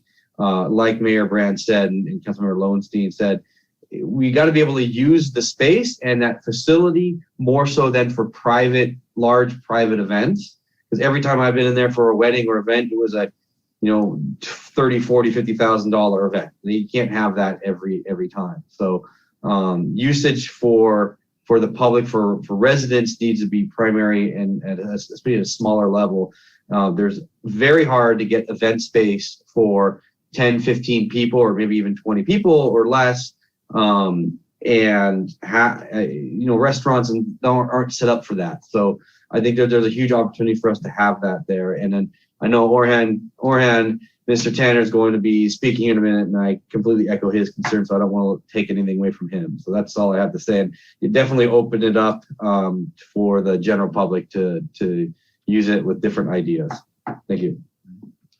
I will point out that Spectrum Catering had spilled outside to that area where the clamshell used to be, and they were having weddings out there. And they would set up chairs and the whole everything. And what do you call those things where you arch? Yeah. Arch, yeah. So it became very popular. I don't think it was in their contract, but as popular space. Councilmember Horvath. Yeah, I mean, it sounds like we're all kind of saying the same thing in different ways. And but there was a comment that I forgot to make earlier. You know, so we're talking about indoor, outdoor activation of the space, but there's an ADA issue, right? So the reason why you're fixing the elevators is because the only ADA access is through that bottom door in the driveway, right? And you got to go through the offices and get to the elevator. And, I would just say it's clearly not in the budget for the work that we're doing, to the point of Councilmember Obazi's comments earlier. But, if there is to be any eventual kind of indoor, outdoor activation on a daily basis for food, dining, light dining, whatever, coffee, we may want to consider, some type of ADA access up, towards that front stairwell. Just food for thought. I'm pretty certain, Councilman, that if we were to create a daily cafe, as an example there, or some type of a day-to-day restaurant use, or even an art gallery use, or any kind of regular community occurrence, we would have to upgrade the frontage or provide a nearby access way to meet ADA. We have some flexibility with the historic registry and some of those designations, but it is limited to a degree in that regard now. Okay, Councilmember Obazi. Yeah, just a couple follow-up questions. Is the inside the building, is it just an empty one big room, or are there offices, or is it multiple floors? Well, let me just say this, Zane. I would encourage all the council members to go on a tour. You get all those questions answered, give you a much better feel for what we're talking about. It's a lot bigger than you probably realize. It's 3 floors. They got offices downstairs, and it's definitely worth a tour in the next couple of months. So that's good. And then the second question is, how come it seems like as a city we seem to think when we're looking at these premises, we seem to think, hey, let's find a food provider, concessionaire to run it, rather than an event specialist firm or event coordinating firm, a company that puts on events. Is there a reason we tend towards one rather than the other? Because it seems like a company that puts on events would have relationships with tons of different food vendors, right? And could bring any one of them for a wedding, bar mitzvah, whatever it may be. It's a good point. I mean, a really dynamic event coordinating company could envision a number of activities in there. Could keep it fresh, and that is another option to explore. Food comes to mind because it's static, it's predictable. The community can engage it as they want to enter the space or eat or whatever it might be. I mean, Tavern on the Green or the Boathouse in Central Park, or kind of classic city-owned venues that have been engaged in that kind of a fashion. But a truly dynamic event coordinator could solve some of those issues too. I mean, they could, depending on their business model. Cool. All right. Thank you. Okay. Public comment. Yes, we have Orhan Tanner that would like to speak on this item now. Great. Hi, hello again, and thanks for taking my comment. Yeah, thanks for waiting. No problem. I truly enjoyed the discussion. I'm not going to hide that my vision, my dream is basically to turn the library into a world-class art museum, together with a world-class museum cafe for Redondo Beach, which will basically enable 6 days a week, 52 weeks a year, daytime programming for the venue, which will attract not only visitors but the community to the location. And as most of you have said, the accompanying cafe can also be a world-class cafe, can provide the food, so on and so forth. Most of the museums these days around the world, as we all know, they act as a beacon for their communities, either large or small. And we have some wonderful museums here in Los Angeles. So Los Angeles is becoming an art capital. I think we as a city can work with them to do the programming for our museum, and obviously give a chance to our local artistic community as well. So with the Performing Arts Center at one end of the city and the new Modern Art Museum at the other end, I think Redondo Beach will basically be put on the map for years to come. And the reason why I say that is because I think whatever we are going to do with that building is going to pretty much define the quality of the things which are going to happen on the waterfront, maybe even in the rest of Redondo Beach. I see this as a golden opportunity. It's a wonderful building, as you and everybody else, they have some wonderful ideas. But my very humble recommendation would be, rather than doing a RFP for a concessionaire or even an events producer, basically assign the main function to the building, which in my, again, humble opinion, should be an art museum, and then work everything around it. I think it will be a beacon for the remainder of Redondo Beach. The community will love it. Our kids, our schools will love it. It will be the only art museum pretty much in South Bay. And there are some examples of it, as you know, very successfully run in places like Laguna Beach and elsewhere. And just before I finish, I would basically suggest, obviously, getting community input is extremely important. I'm sure people have wonderful ideas, but I think if we basically put the idea of an art museum as one of the possibilities, an art museum, by the way, rather than an art gallery, I think people will also be interested in that idea. Thank you. Well, thank you, Oren. I love the big vision. I love it. But you know, what follows it obviously is a lot of stuff, like benefactors and how you would maintain it on an ongoing basis, and not to throw cold water on. I think it's a great idea. And we've had similar visions at the power plant side for big Central Park. So give some more thought to it, and the nuts and bolts side of it, and how it would work, and funding and getting started and curating it. I mean, the whole thing. And I think there's a whole art community out there that would assist you if you started cranking it up. So it looks like we're going to have a community meeting or two, and that would be the place to pitch that and already have some upfront work done. But it's definitely don't be shy about the idea, because it's a huge opportunity, and who knows, it could work, and it would be a beacon. It would be a huge move, really, by us as a city to do something like that, because as you said, there is no art museum out here. And plenty of people have said we need more art in the South Bay. That would work. Anyway, next speaker, comment? Yes, Candace NF would like to speak on this item. Just a moment. Hi, Candace NF here. Thank you so much for discussing this. I also like the idea of having an art museum. I love art, and I don't think that we have enough of it in the South Bay or in this city. But might you consider just general pop-ups, because those are very, very popular right now. And pop-ups in general for like food or specialty items, or selling items, handmade items, or culturally specific items of any kind. And then just really encouraging at you, when you put that RFP out there, to specify what we want here in the city, rather than asking an event planner to tell us what they want.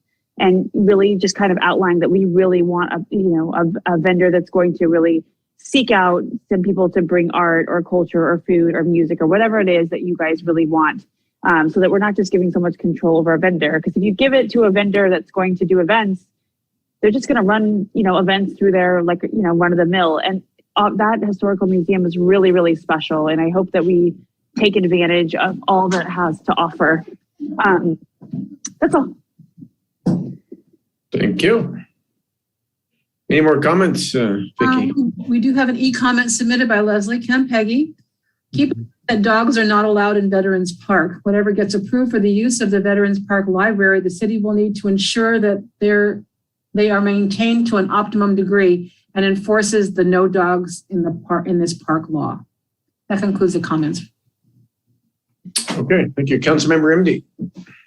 So for tonight's purposes, I think staff has heard a lot of what we're all interested in, but it's really just an idea of what would be a possibility to go there.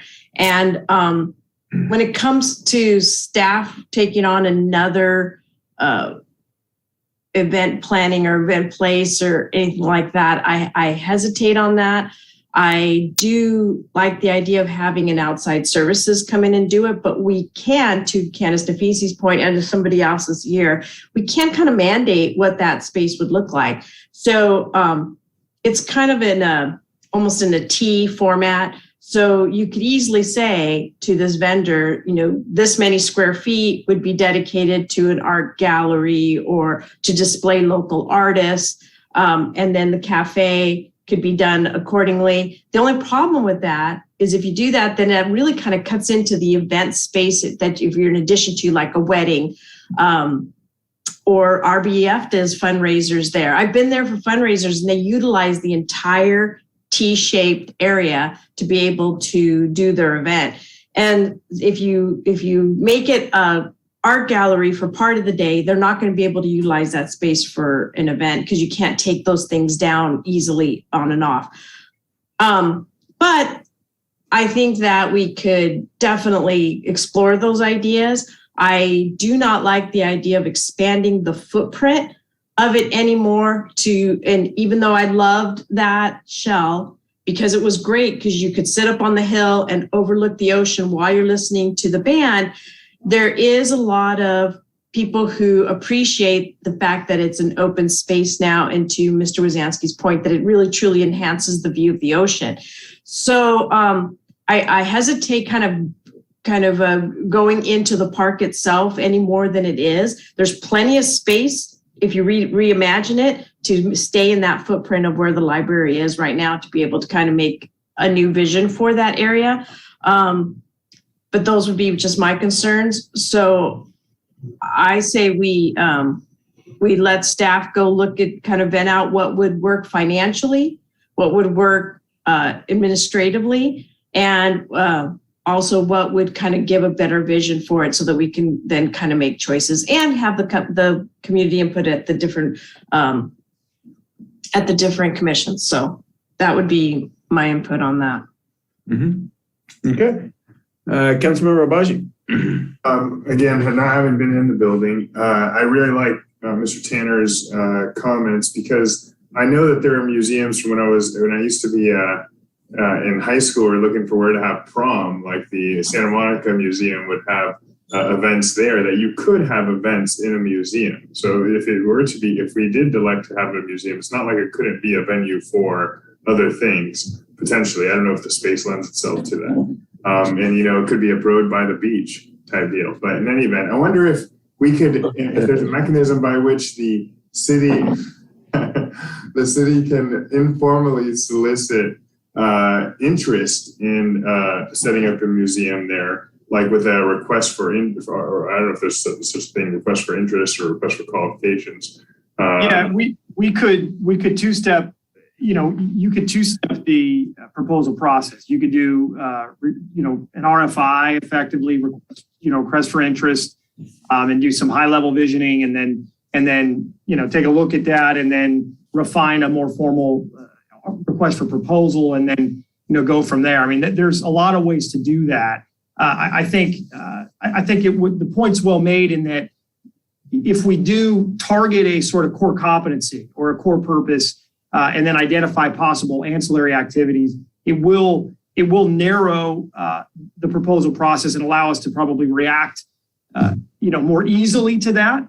But I think first we really have to go through some type of a community engagement to determine what that sort of intended use or list of services is.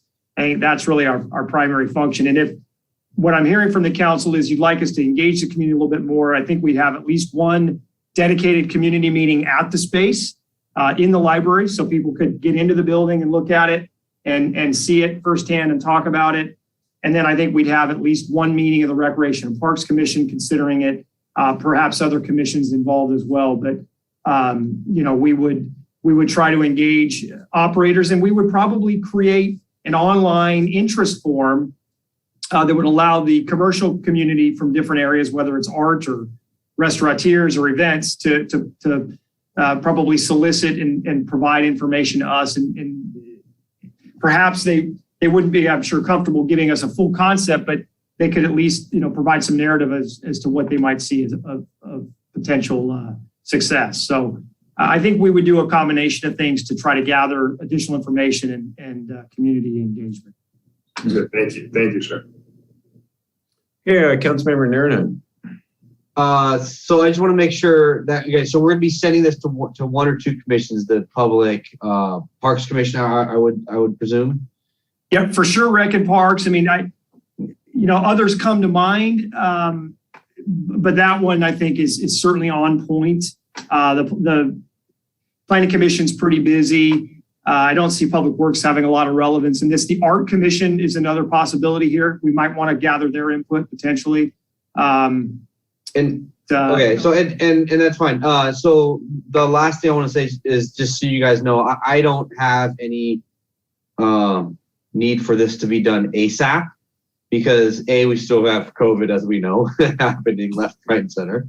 And so events really aren't going to be booked. I mean, maybe in the summer we're going to miss out, but we do have to remodel the place. So anything input that we get, we should probably have will impact our budget for the location, number one. And number two is we want to be able to have do this properly and do this correctly. So if we're going to upgrade the facility, I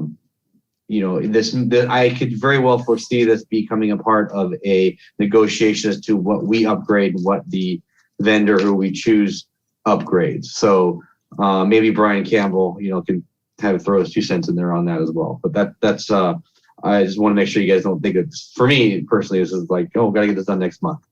Yeah, I think the maintenance and sort of call it tenant improvement conversation is a big part of the proposal, right? That is definitely a potential selling point for different users or prospective users who are competing with one another, right?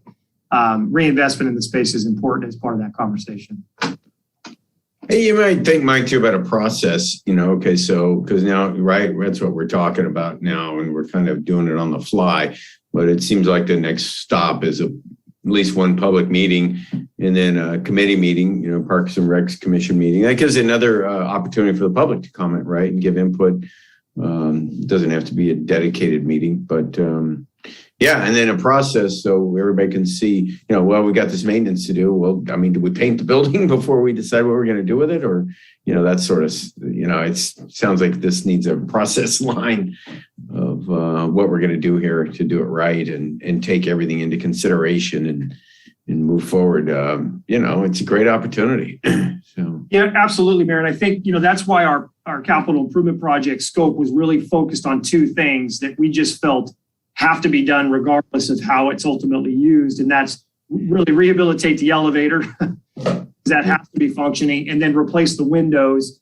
We have to do that so you can have proper HVAC and everything else. And then from there, I think it's whomever our ultimate proponent is to determine, and share with us their vision for reinvestment in furniture, fixture, equipment, steel, and then that perhaps dictates egress, ingress, and other things. So absolutely, I think we would want to work through all those issues on a timeline basis, but I think we can move forward with our capital improvements because they have to be done really irregardless of the outcome here. Okay. Well, one thing you got out of this meeting, it's we're not just going to put out an RFP for another event vendor. That's clear. That's clear. Okay, it looks like Candace NF, I mean, you already spoke, but you can speak again. We're about done here. So I don't know, she want to speak again now? Look at her hand down.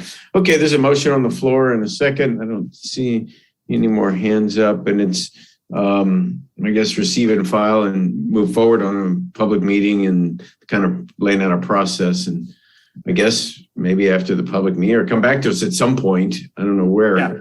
But we'll come back with an update when we've gathered enough information that I think can help refine your decision making here, and give us a few months. We'll get it to Rec and Parks. We'll get it to the Public Art Commission. We'll have an on-site community meeting with proper social distancing. We may want to give that a little time, but we'll come back to you when we've got some I think more detailed information on what the community would like to see there.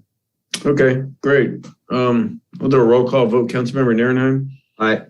Councilmember Lowenstein? Aye. Councilmember Horvath? Aye. Councilmember Obazi? Aye. And Councilmember MD? Aye. Okay, there you go. City manager items. Just much like what all of you mentioned, Happy New Year to everybody. I hope all your families had a happy, healthy, and safe holiday. It was a unique period. I will tell you that there was a little grumbling trying to get all the work done before we broke there on December 21st. But I will say in talking to our staff, the holiday closure really did come at a fortuitous time. It was extended, and I know our community sometimes feels that loss of service and the opportunity for the counter. But this particular year, with the surging that was occurring, and I think the break that most of our folks needed, it did come at a good time, and most of our folks are back in City Hall feeling pretty rested and reinvigorated for 2022. That said, I do want to give a particular shout out to our public works folks who really did work throughout the entire break period. Of course, police and fire are always engaged, but we had significant rain and storming that occurred during the holiday. Our public works personnel and Mike Klein, who was on earlier in particular, big shout out to him and the crews he ultimately led with his staff. We had a sinkhole. We had a tree fall at Wilderness Park. We had a large branch fall on a car that we reacted to. We had a sinkhole that turned out to be on private property that we assisted with. We had significant flooding at a 12 unit complex on Meyer Lane that our folks went down and helped. They had a pump problem, a failure, and our folks came in and stepped in to really protect property, and our community was very grateful for it. Really, due to overflowing that was occurring in our streets, we had significant storm activity at Morgan Lane that was coming from the local elementary school there. Our folks assisted that as well. We had potholes, we had palm fronds, we had all kinds of activity, and really just kudos to Public Works and the team staying on top of it and managing what was a quiet, I think from a City Hall standpoint, quiet break, but very busy from a Public Works response standpoint. So hats off to them and all of their efforts. Okay, thanks. Thanks, Mike. Thanks for that. Many thanks to Public Works for, all the work they had to do over the holidays and in the severe weather. And there's the kind of things we don't even know about. So thanks for highlighting those. Councilmember Narenham, on to mayor and council items. Thank you, Mary. Yeah, I just wanted to thank also Public Works. I meant to say this earlier for the new dog park that's in Alta Vista and up in North Redondo as well. So it's already been used. We'll have a ribbon cutting ceremony and make sure people know that it's there. On that, let's see, thanks for getting the agenda done. And I wanted to agendize a conversation for the issue on PCH. Brandy knows this issue. So put forward a referral to staff regarding the ADR procedures that could be require commercial projects to be subject of notice of pending decision and an appeal process to Planning Commission, as well as the PCDR procedures that could be revised to trigger projects on smaller size projects of less than 10,000 feet, 10,000 square feet, excuse me, and specifically bring back the project on South Guadalupe, the commercial project that's on South Guadalupe and PCH. Brandy. Yeah, I'll explain maybe a little bit at a higher level. So there's a project going up on Guadalupe, and it's a big commercial project, and it's not going to Planning Commission because of our administrative design review guidelines. And they were, I'm talking to Brandy as Councilmember Narenham was saying, they need revising. And the residents there on Guadalupe are none too happy about now having commercial traffic on their residential street. And so, it would make sense, as Councilmember Narenham was saying, to revise that, look at that, and do it in the context of this project so everybody can see what's driving it and give the residents an opportunity to weigh in on that project, even though it is under administrative design review, meaning it's approved by the planning director. It doesn't go to Planning Commission, doesn't come to us. There's no appeal option, which is why we really need to look at our administrative design review code. Does it make sense? Brandy, is Brandy on? Yeah, I'm on. We can definitely agendize, revising the administrative design review and the Planning Commission design review. I'm not sure. I see the city attorneys on. If we can bring the actual application. I don't bring the actual application. It's the project itself. So that you want that as the context of why it would need to be perfect. Okay, more like from an informational standpoint, kind of a teachable moment, benchmarking, not a project review standpoint. Right. Okay. And Brandy, I thought that particular project, and this is one of the reasons why I want to definitely bring this back, is when we talked back in August or September that this would come or had the ability to come to the Planning Commission. That is not the case. It doesn't even go to Planning Commission, even under appeal. Right. It does. It's not subject to appeal, that particular, and that's, one of the concerns with the administrative design review and what we've discovered through this particular project is that it's, that there are, commercial, it's only for residential 2 and 3 units that have a notice requirement and are appealable as far as administrative design review. And there's no commercial projects that can be appealed in that administrative design review. And it does seem like there's something that's missing there in that code. So I agree that would be good to have that reconsidered for future. Yeah, how soon can you bring it back, Brandy? Because now would be good. Well, you wouldn't be able to address it for this particular project, but obviously you'd want to have it in place as soon as you can. So we'll agendize it. I have a lot of different things that are coming on for the 18th, so it might be February before I think out of fairness to Brandy, Mayor and Council, we're probably going to need to push that into February. We've got this ordinance conversation coming to you on the 18th. We've got follow-up work to do potentially with our housing element. We've got general plan advisory work that's still occurring. We've got some follow-up work on SB 9, as you know, that's coming. We can try to get this to you certainly as soon as we can, but I can't see a circumstance where you have it. I mean, are there other, Brandy, are there other projects that are happening within the next month or so? I wouldn't know. I mean, I haven't, I'll talk with staff to see if there are any other applications that people have talked about for commercial, but I think, this is a unique one because it also faces not only PCH, but a residential street. And there aren't that many sites that have that. So I don't think that there are any current ones out there, but I'll talk with staff. We'll make sure to bring this back as soon as we can. I don't mean to push it off just for pushing it off sake, but I truly have about 4 discussion items for you on the 18th. So yeah. All right. Is there any objection to that? There wasn't. I guess that was asking to agendize something. Did anybody want to?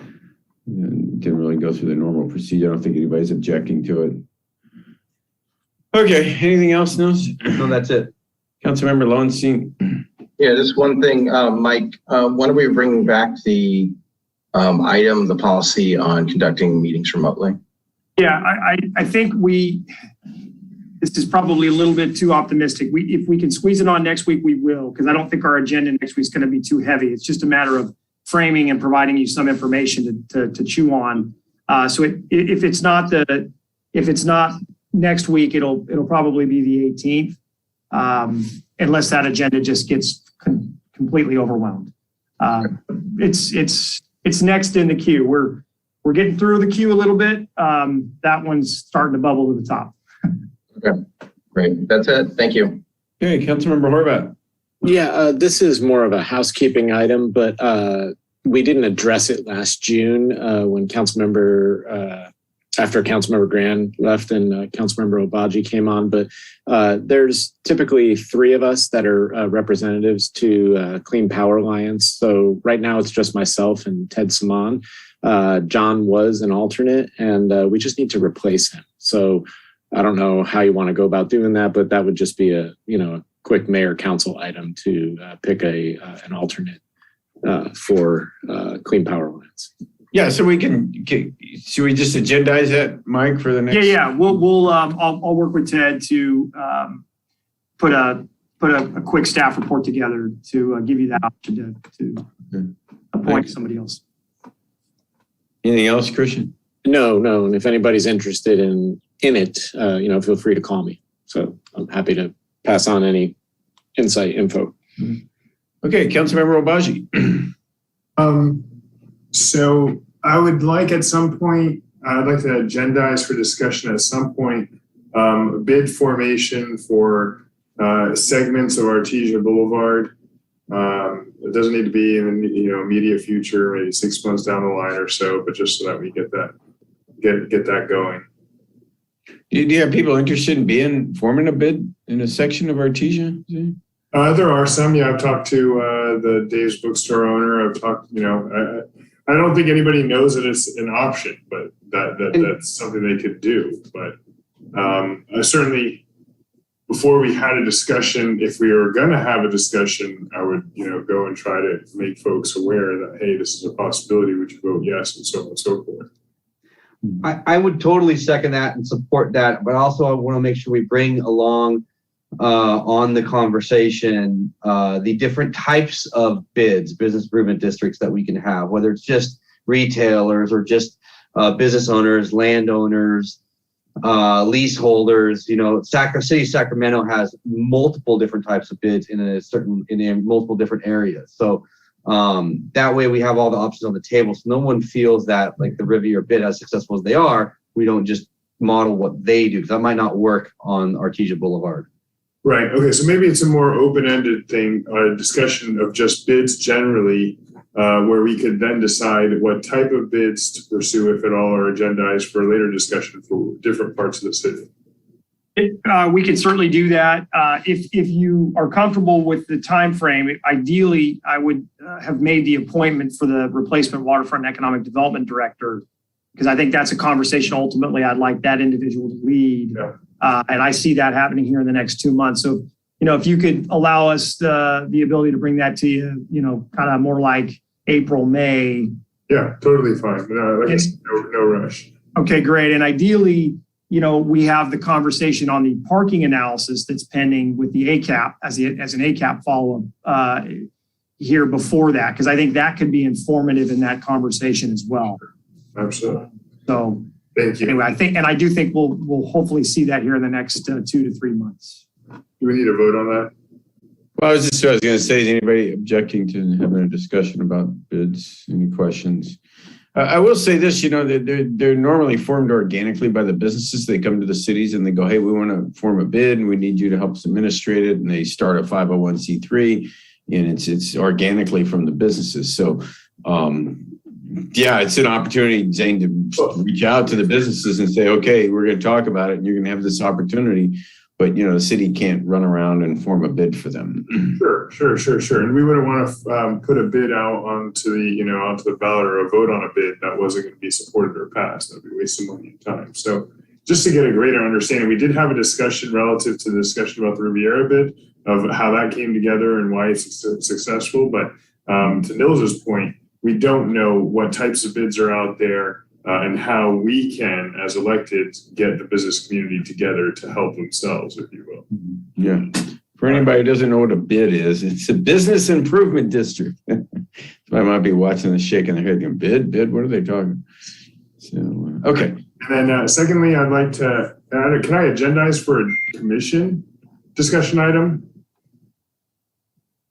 Can I make a motion to agendize for the commission? You mean direct the commission to go talk about something? Yeah, and send us a recommendation? Or no, I just have to. No. Okay.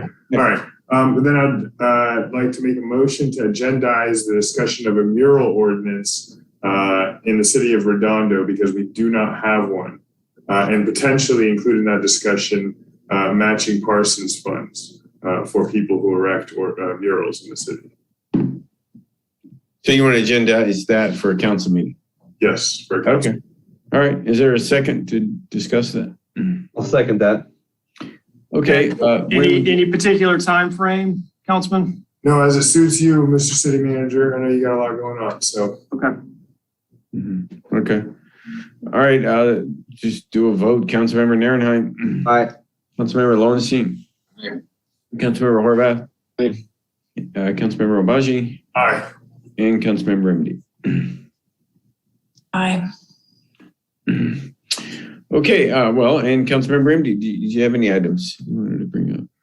I want to thank Public Works. They went above and beyond, truly above and beyond, for the 405 freeway was accumulating some homeless encampments. They were coming in and out, and we were doing a full force, homeless outreach. We were doing a lot of things in the process, but it was right before before the winter break was coming, and it was looking really trashy and attracting even more and more people to come set up camp there.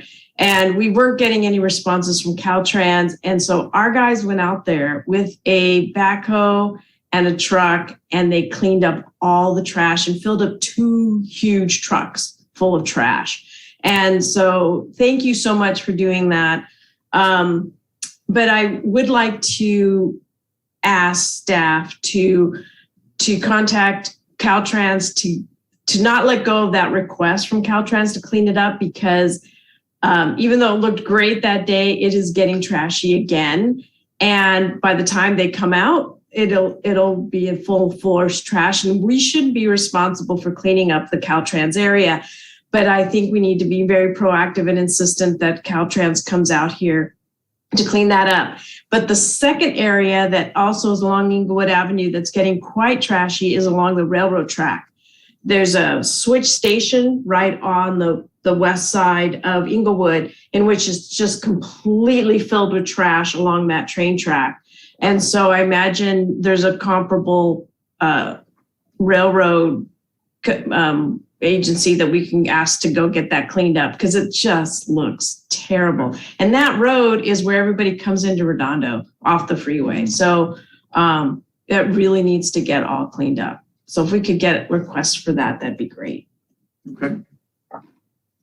And I'd forgotten all about that, Laura. Thanks for bringing that up. It was before the holidays, and our public works it wasn't their job, right? And they went out there and cleaned up a big mess. So thank you, Bill, for the help with that. Thank you. I appreciate it. And I should add to the record, there was, appropriate engagement that occurred on the site, that we were, Public Works was assisted by the police department and others. So, it wasn't just us swooping in and cleaning up Caltrans property. We were reacting to a significant event at the time. So just for the record, and I was going to save this for my remarks next week, but while we're on the Inglewood subject, we did receive notice this week from the city of Inglewood that they are about to embark on, finally, their Inglewood Avenue Improvement Project north of the railroad track. You mean city of Lawndale?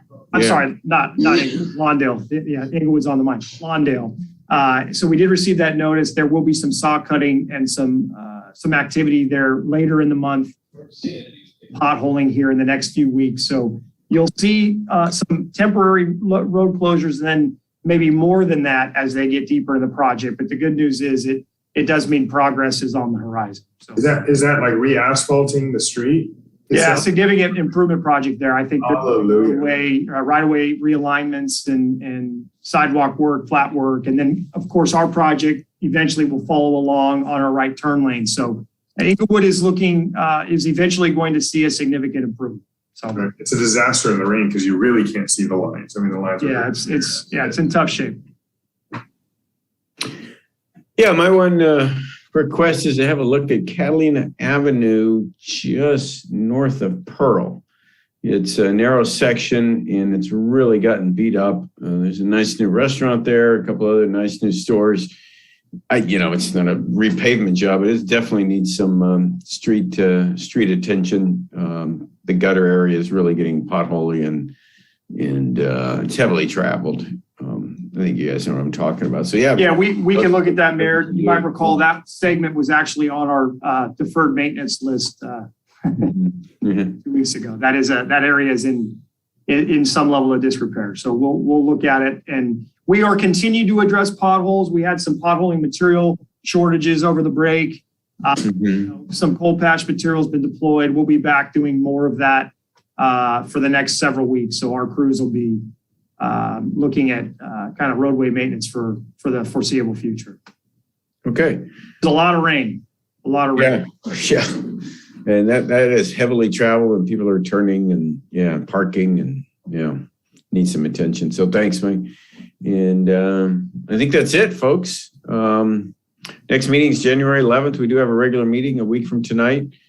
And I guess I'll entertain a motion to adjourn. So moved. Second. Okay, motion by Councilmember Obazi, second by Councilmember Lowenstein. Any objections? Okay, Happy New Year, everybody. And